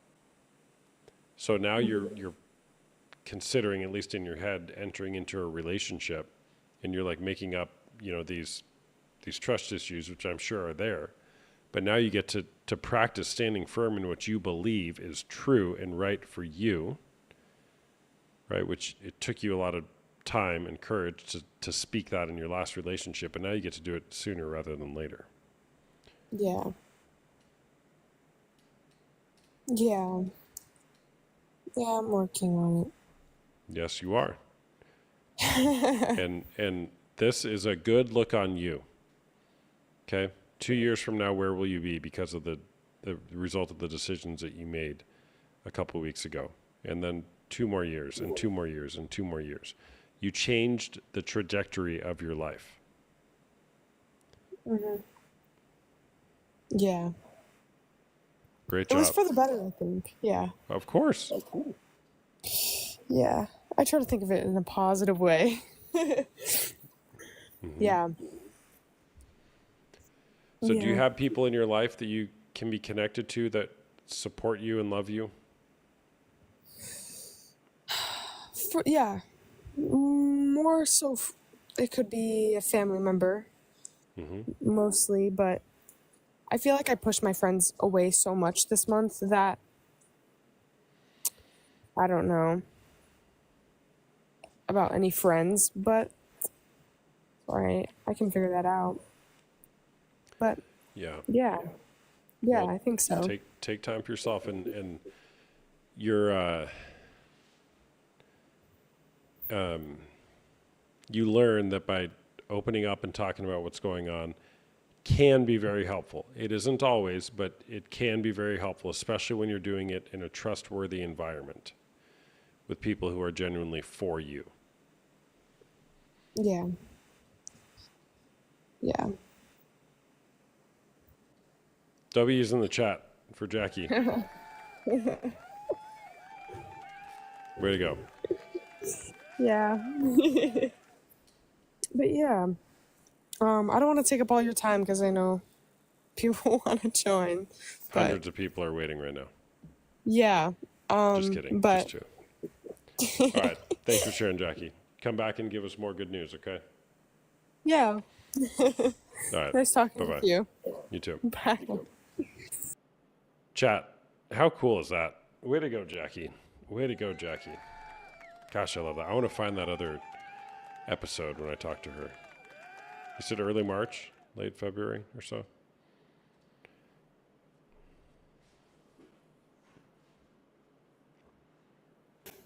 Self-love. Hey, what's going on? Not much. How about you? I'm doing good, thanks. My name's Austin. What's your name? True. True? Like that's your actual name? Hunter. Hunter. What's up, Hunter? All right, is porn Not cheating? much, man. No. No, it's not. Okay. Why is that? I mean, you're not doing a physical act with anything or anybody that you're watching online. So, I mean, you're getting a serotonin flip, and then you're off to the next thing. So, Got it. All right. Are you in a relationship? yeah, Okay. With, are you married, dating, engaged? girlfriend. Girlfriend. Okay. Got it. Does she know that you watch pornography? Yep, she watches too. So, She watches it as well. Like with you? yeah, sometimes. I mean, it depends. Okay. Got it. Sometimes it's boring, and we go, "Wow, this is dull. Like, we can do better than this." Can you bet? Like, so you're trying to like outdo the pornography? I'm just saying that can be, one of the nights. Got it. Okay. How old are you? 38. How old are you? I just turned 40, so we're about the same age. Oh, right. Yeah. How old were you when you were first exposed to pornography? Oh man, it was so like, if I can go back in time, I want to think like 13, 14, in those years where it's weird and it's like just one of those things like, I shouldn't be doing this. Got it. When do you think it flipped from I shouldn't be doing this to I should be doing this? I want to say like 17, 18. Got it. What do you think happened? Healthy male years, hormones are at their peaks. So Got it. What shift do you think occurred to where it went from I shouldn't be doing this to I should be doing this? like what's psychologically? Sure. I mean, that's hard to pinpoint. I mean, we're going to understand the universe more than we'll understand our brains at some point. I want to say maybe my cerebral cortex came more in line with my thoughts and my wants and my needs, like in that sense. Oh, so your brain caught up to your wants and needs? Yeah, exactly. Got it. Okay. And at no point in time through any kind of relationship or any kind of, it's like single, not single, whatever. It's always been, this is a screen displaying, acts and doing stuff. There's no correlation to any type of, personal feeling from my end to those people on the screen. and that's what cheating is to me. So Got it. Okay, so cheating is having a personal feeling with someone on a screen. no, I'm saying cheating is going from, you know, having that personal feeling and then actually going to see them, meet them, do things with them, you know, physically. Got it. Okay. So is it cheating to solicit nude images or videos of another person while you're in a relationship with somebody else? What if you're sending it to them? Like if you're Soliciting, searching them out? requesting, asking for it. I'm not really, I mean, I'm not asking for it. It's already been sold. It's already been put up. So you didn't ask for it, you just like tripped and fell and it appeared right in front of you? Yeah, sometimes I trip and fall and it takes all the way, you know, it takes until page 74 until, you know, you find your thing. I'm picky Got it. Page 74 of what? of anything. It's all random, right? It's not random. I mean, it is for some people. Some people have their things that they look for, and then some people have their things like I'm a very random type of person. I mean, if I go to a buffet, I like to try different things all the time. So, Yeah, as Jay Stringer says, what if the specific details of your sexual behavior are not random, but are instead a roadmap to your past pain and the unmet needs you've been trying to resolve? you know, I mean, everybody has past pain. Everybody has all that stuff, you know. And I mean, I'm lucky that I don't have a lot of crazy trauma in my childhood. I had a pretty good childhood, so yeah, I wouldn't really correlate it to pain or anything in that sense. It really just is just growing up as a man. Hormones, they start kicking in. You know, your receptors start firing, and if you don't treat those receptors, if you shut them down, you're really screwing yourself, in my opinion. Got it. So if you don't treat them with pornography, you're screwing yourself? I mean, with anything, if your mind is asking for something, I mean, obviously, there's really really bad stuff. Like if I'm driving down the road and I don't like the way that person looks, and you know, sometimes you get an impulsive thought, like, you know, maybe you should drive and hit them or something. Obviously, that's bad. You can shut that off, and you can say, no, that's wrong, right? But Why is that obvious? But and you might not like this, but why is that obvious? But degrading women online and objectifying them, why is it not obvious that that's bad? well, I mean, the way you're putting your words out there. You said degrade, and I mean, a lot of them like what they do. A lot of them like their careers. A lot of them like to be looked at, objectified. A lot of them like the attention. So, Where are you mean, getting that you go- information from? The literature I read suggests something different. we're reading two different types of literature. Then I guess I don't know. I'm asking you, like, what studies I've have you seen read on I've the seen topic? tons of. I mean, that's you can go online and look at so many different kinds of interviews with different, you know, women that are in that business that enjoy what they do and they like the life that it's given them. Just like you can read really really bad ones where it's, you know, where they haven't had a good run with it, I guess. Got it. Do you think a woman's body should be a marketplace? I mean, same way a man's body can be. I mean, it's no different than when you see Matthew McConaughey and all the women are like, oh my God, I would do so many different things to Yeah, that we're not guy. talking to them. I'm asking you the question. Do you think a woman's body should be a marketplace? If they're putting it out that way, I mean, if you're signing on the dotted line to put yourself out in an agency or an actress or a singer or anything in the public eye, you're putting yourself out there to do that. Like, you know that's going to come. Got it. But I mean, it's all boiling down to it's your main headline is porn cheating, and it's not anywhere close. Got it.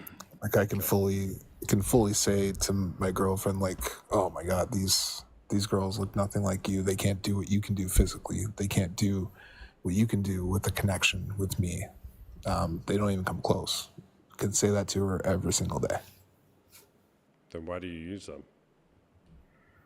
Because, like I said, it's random. It's something to do. It's something to throw in there. It's no different than watching a movie. It's no different than going to play tennis. It's no different than going to try the new steakhouse that just opened up. Bro, It's, come on. You don't masturbate while you play tennis, do you? I'm a good multitasker. Nah, I'm just- What about I'm the just- steakhouse? Do you masturbate at the steakhouse?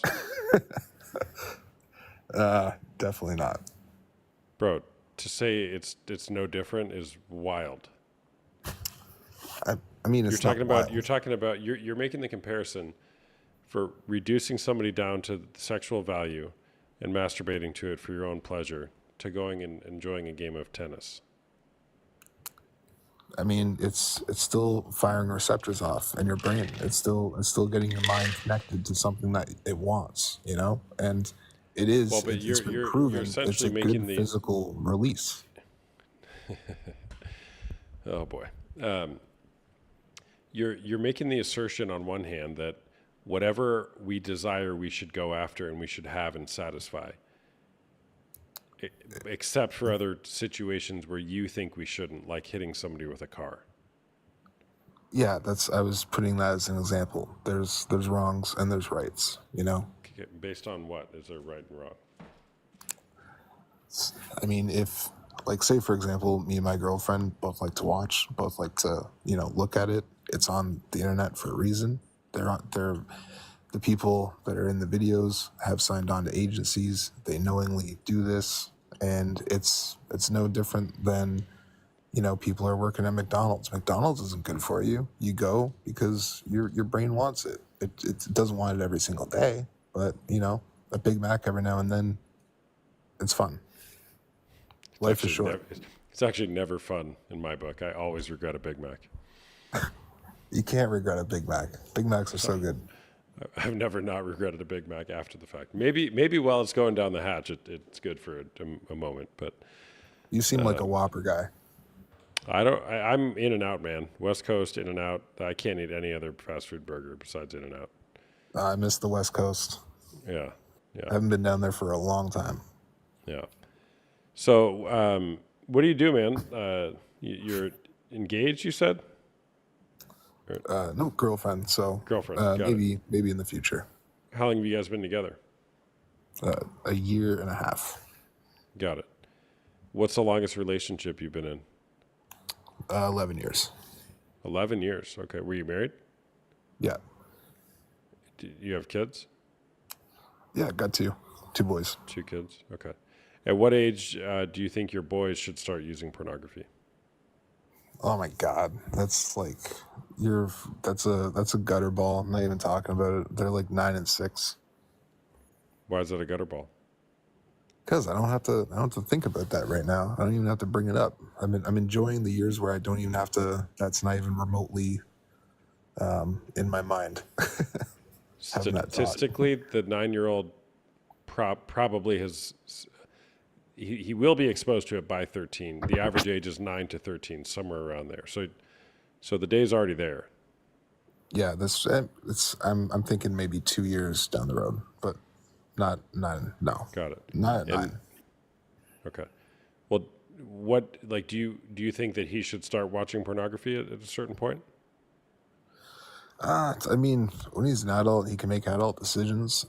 If he wants to come and talk to me and just start asking questions about how to differentiate and how to take what is on the screen as not reality, then I can have that talk with him, you know? And I'm not just going to tell him all the, you know, the good benefits of it, like the release that you get, the physical, the stimulation, all that stuff. I'm not going to just, you know, say like, oh yeah, it's fine. I am going to tell him there is, you know, a bad side to it as well. Like, I'm not just gonna be biased about it. Got it. What's the bad side? The bad side is obviously there's especially when you're like a teenager going into, like, I want to say like 17, 18, 19, that age range, you can really, really have a skewed perception of what you're seeing on the screen. And that's not just with, you know, porn. It's with movies. It's with shows. It's with even music, you know? Okay, where was that wisdom when you were talking about your 17-year-old self? I mean, I have that wisdom now. Didn't have it back then. That's the way life goes. We evolve and get smarter as we age, right? Do we? I mean, I have for sure. When I think about, even when I look at old conversations when I was a teenager in my 20s, I couldn't even, like, just the way I was spelling, my punctuation, everything was just it was bad.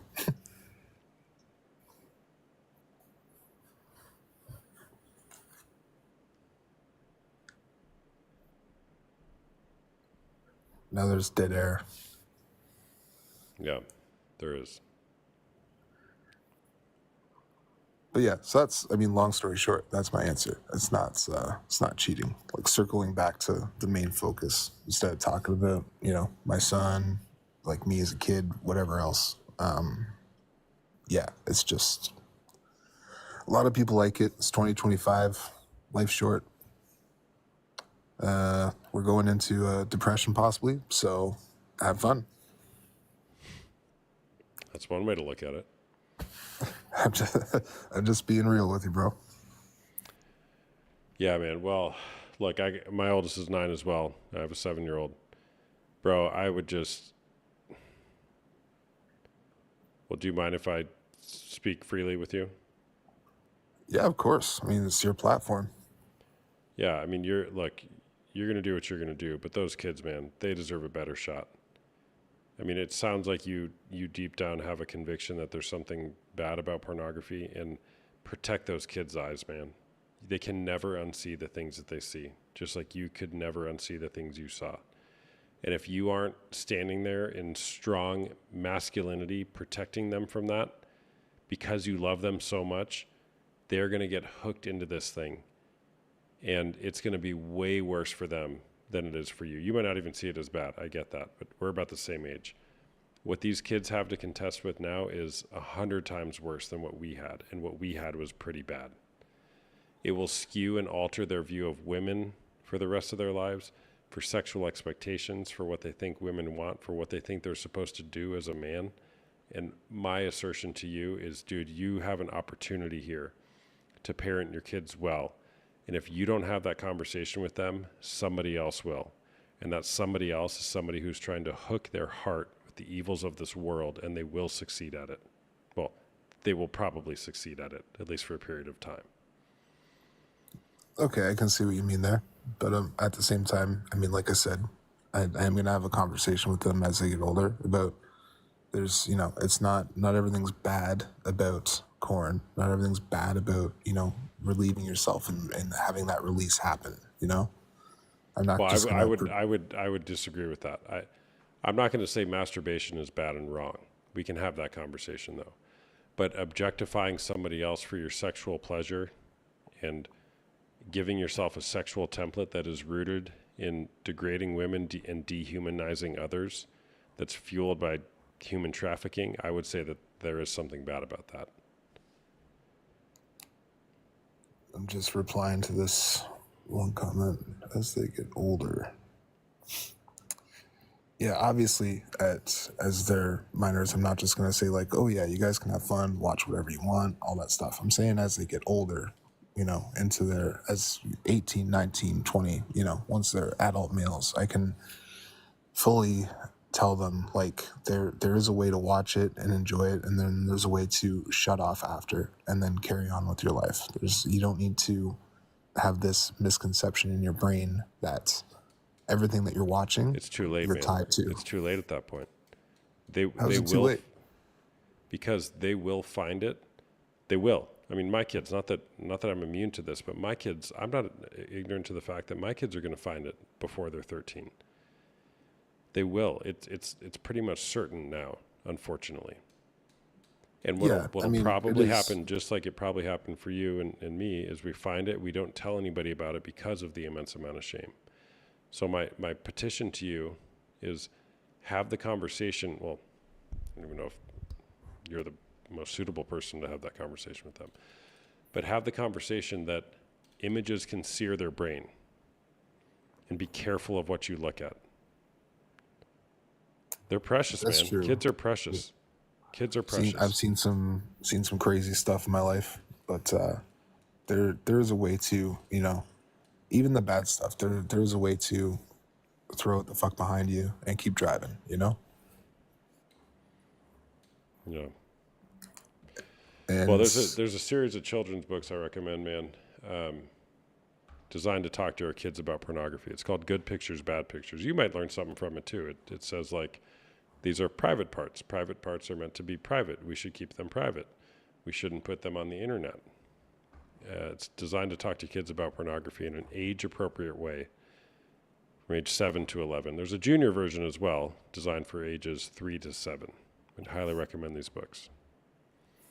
yeah, I mean, I'll use them. I'll use them as they grow up, and I mean, any kind of literature is good to use if it's going to help them, right? Not porn. Well, I mean, you Helpful obviously literature. Helpful literature. you're is obviously good. on the one side. I'm on the other side. I mean, I'm I on get the it. side of seeing human beings as fully dignified people and treating them as such. And I believe that objectifying them by reducing them down to their sexual value for a selfish pleasure is a less than ideal orientation towards life. But that's just my opinion. Yeah, that's just your side of things, which I respect. You know, I respect your opinion. But you also have to remember that, you know, when I'm watching and I'm getting that release and everything, those people on the screen, they do not know me. I don't know them. So there is no effect happening on either side. Can I throw another stat at you? Go for it. You said you got 2 kids. Are there any step parents involved? No, it's just me and my ex. You and your ex, got it. But you have a girlfriend? Yes, sir. Does your ex have a partner or anything? Yeah, she has 2 kids. Of her own? Yes. With another person? Like, is she remarried? Sorry, is she remarried? No. Is your ex Both your div- ex? I'm both sorry, divorced. I meant your ex. Is your ex in a relationship? Yeah, like for 4 months, I think 4 or 5 months. So this doesn't technically apply, but there's a 100% time increased chance of abuse, physical or sexual, happening when there's a step parent involved. 100% times increased chance of sexual or physical abuse when there's a step parent involved. Okay. So again, man, you got a duty to hasn't, protect these kids. Yeah, he hasn't met my kids or anything, so I'm not worried about that. I'm not saying that the data doesn't suggest it's the step parent who's the offender. It's when there's a step parent, then there is 100% time increased chance of that. Oh, okay. Well, Just- he knows I run this town. It would be really, really bad for him. I'll rock an orange jumpsuit for my kids. Well, will you protect them from pornography? As they grow up, as kids, for sure. They're not getting anywhere near it. When they're adults, it's time to live life. It's time to let loose. It's time to be free. It's time to be who you are. If you don't like it, you don't like it. If you do, you do. Vanilla, chocolate, the choice is up to you. All right, thanks for sharing, man. I'm not gonna, tell them what they can and can't do when they grow up and, they're adults. But I will teach them, to respect women. If you're in a relationship, be a good guy, be a decent stand-up dude. No hitting, no yelling. Just have a nice conversation. If it gets bad, take a walk, kind of thing. I'm still gonna instill lots of good values in them. Thanks for sharing. But the cheating thing, long story short, it's not cheating. It's just having fun and then on to the next thing. Got it. It was a good talk, though. I appreciate your insight and the book recos. You got it. See you, man. Take it easy. Bye-bye.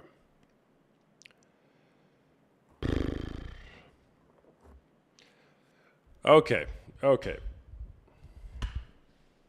L's in the chat? Is that a thing? L's in the chat? By the way, I'm a coach. I do coaching for men who are struggling with unwanted sexual behavior. That guy wasn't struggling with it. He doesn't see it as a problem. I do coaching for men who want to treat women better and to have a better life for themselves. I also do coaching for women who are going through betrayal trauma. If you're interested in that, you can schedule a call with me using the link in my bio for $1. We can have a private 30-minute call, talk about your situation. I do work with couples as well, and love to chat with you.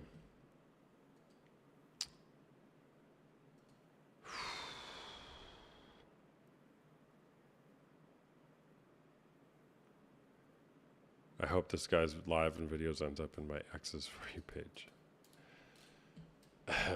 Send it to him. Send it to him. How much for couples? Well, it depends on what you're going through. I usually recommend you get involved in my groups first.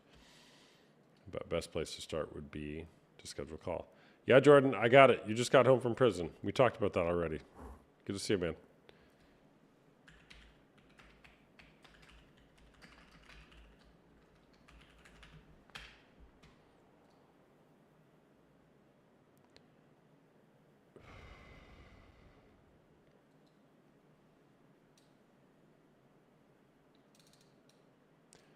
Made a scheduled session. I'm dealing with it with my partner. Just had a baby. Oh, Brandy, I'm sorry.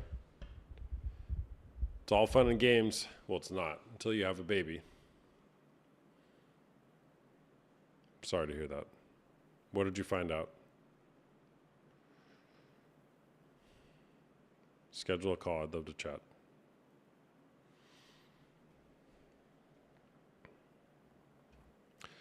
You know what I'm going to do? Right now my call is $1. Here's my new policy. While I'm live, my calls are $1. When I'm not live, they're $50. That's the deal for this week. So, while I'm live, the calls are $1. When I'm not live, they're $50. So if you want to schedule a call, do it now. But don't waste my time. If you don't show up, you're going to ruin it for everybody, and I'll change the price to $500,000. Let me in. Hold on, Jordan. You're like way down the list. Right now, I'm gonna have to pay $1 No, $500,000. now. No, I'm kidding. I'm saying to schedule a private call with me, like a session. Okay. I just wanted to say, because we've talked. You must remember me. Of course I remember you. Yeah. But the guy, the last guy, a girl in the chat was saying that she had problems because her boyfriend was looking at porn, and he answered to her that she had to do the things good in bed, so he won't do that. Okay. Okay. I don't know if I expressed myself well enough. Yeah, So like it was kind of her fault. He looked at he looked at porn because in the bed that wasn't the thing. So, they weren't having sex, and so he was watching That's porn? what he implied. Yeah, got it. Okay. So And? when he talks about respect for women and respect in relationship, maybe if she sees that when someone else goes to porn, it's because they don't have enough sex in their life. Why that doesn't apply to him? Well, that's not the reason why they go to porn. They think But that's the reason. that's what he but said. Yeah, there's a famous quote. Don't believe everything you think. Don't believe everything you think. Right? A lot of people say a lot of things that are wild and not true. But we think they're true. I'm not anti-porn because we've talked before, but to me that demonstrates lots of disrespect for for your partner, or just someone you don't know, and you go and tell them that, oh, he's watching porn because you're not good enough in bed. Yeah, it's not true. It's just it's not reality. First of all, to the betrayed partners out there, the women, it's not your fault. You didn't cause this. You didn't do anything to create this. It's No. nothing about you, what you're doing in bed, what you're not doing in bed, what you look like, what you don't do like. It is not your problem. It has everything to do with him. He's trying to medicate some sort of pain in his heart. And he thinks he's just super sexual. The book To Be a Man talks about that. We eroticize our wounds, and then we convince ourselves that, oh, we're just so sexual, so I need to have sex all the time. No, what you're actually doing is eroticizing your wounds, meaning you think you have to have sex to feel good all the time because you're running away from the pain of your life. But I'm just so sexual. No, it's not about that. It's not about having an orgasm. What about connection and love and all The of that? opposite of addiction is not sobriety, it's connection with other people. And respect for one another. If you love someone, if you don't love that person, let's go. Do what you want, but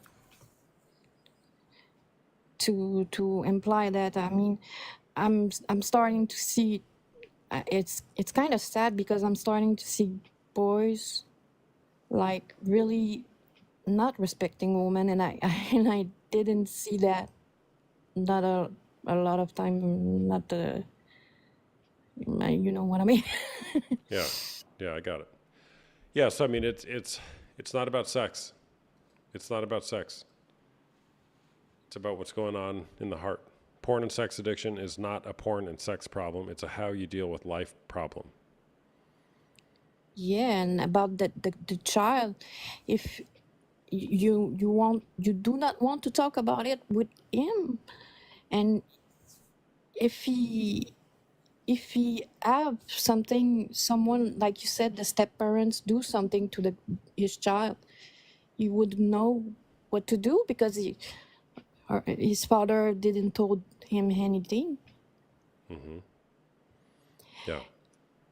And then just for woman but man relationship, why won't you just say to your boy, we respect women here, we love, we go to each and everyone with respect. Yeah. Well, it may seem obvious, but it's not how everybody is, right? I mean, Yes, and yeah. I'm getting angry by the minute. Well, and that's why pornography is a problem, because again, it teaches you to degrade people, teaches you Yeah. to degrade women, and how you do one thing is how you do everything. So if you're degrading women in private and using them as sexual objects, you're going to do that in public. That's why many women report that they feel like their partner is just masturbating in their body. Can They're not I actually having argue a sexual, intimate experience. They're just using them. Sorry, go ahead. can I argue that men are worse with that? Sure, you can argue that. Because I don't see myself as you know I watch it, and I don't see myself as not respecting men in general. It's not a byproduct of me watching that, but I see men watching that, and the byproduct is not respecting women. Yeah, I'm not going to say you're wrong. It's your belief, but there's probably something in there, some view you have towards men or sex or sexuality or relationships that might deserve to be examined. Yeah, we talked about it, and I agree with you, and it's more personal to me, but for the guy, it seems to be like brewing a hate for women. It oftentimes can. I feel like for a girl, it's maybe more emotional, and we don't see it. And I'm not saying one gender is better than the other, but that's what I see. Yeah. All right. Well, thanks for sharing. Yeah, and thank you for your work. I passed by and I want to stay 15 seconds, and then I, I listen to the whole thing. You're good. You're really good. Appreciate it. Thank you. Have a great night. You too. Bye-bye. Bye. All right. I'm going to bed. Great being with y'all tonight. W's in the chat for all our guests. W's in the chat. Read all these books. Unwanted, Betrayal Bind, Good Pictures, Bad Pictures, Junior, Porn Myth, Takedown. Resources are in my bio. Schedule a call if you want. If you want to change your life, if you want to heal through betrayal, if you want to encourage your partner to stop watching pornography, maybe I could help them. Schedule a call with me. Use the link in my bio if you'd like. We'll go from there. If not, that's fine. Keep objectifying other women. I don't know. Don't do that. Don't do that. I didn't say that. It's a terrible idea. Do not support that. Good being with y'all. And W's in the chat for Jackie. Jackie's the star of the night. She's probably not here anymore, but way to go, Jackie. Bye-bye. Wait, did I say the thing? Make it a great day or not, the choice is always yours. Bye-bye.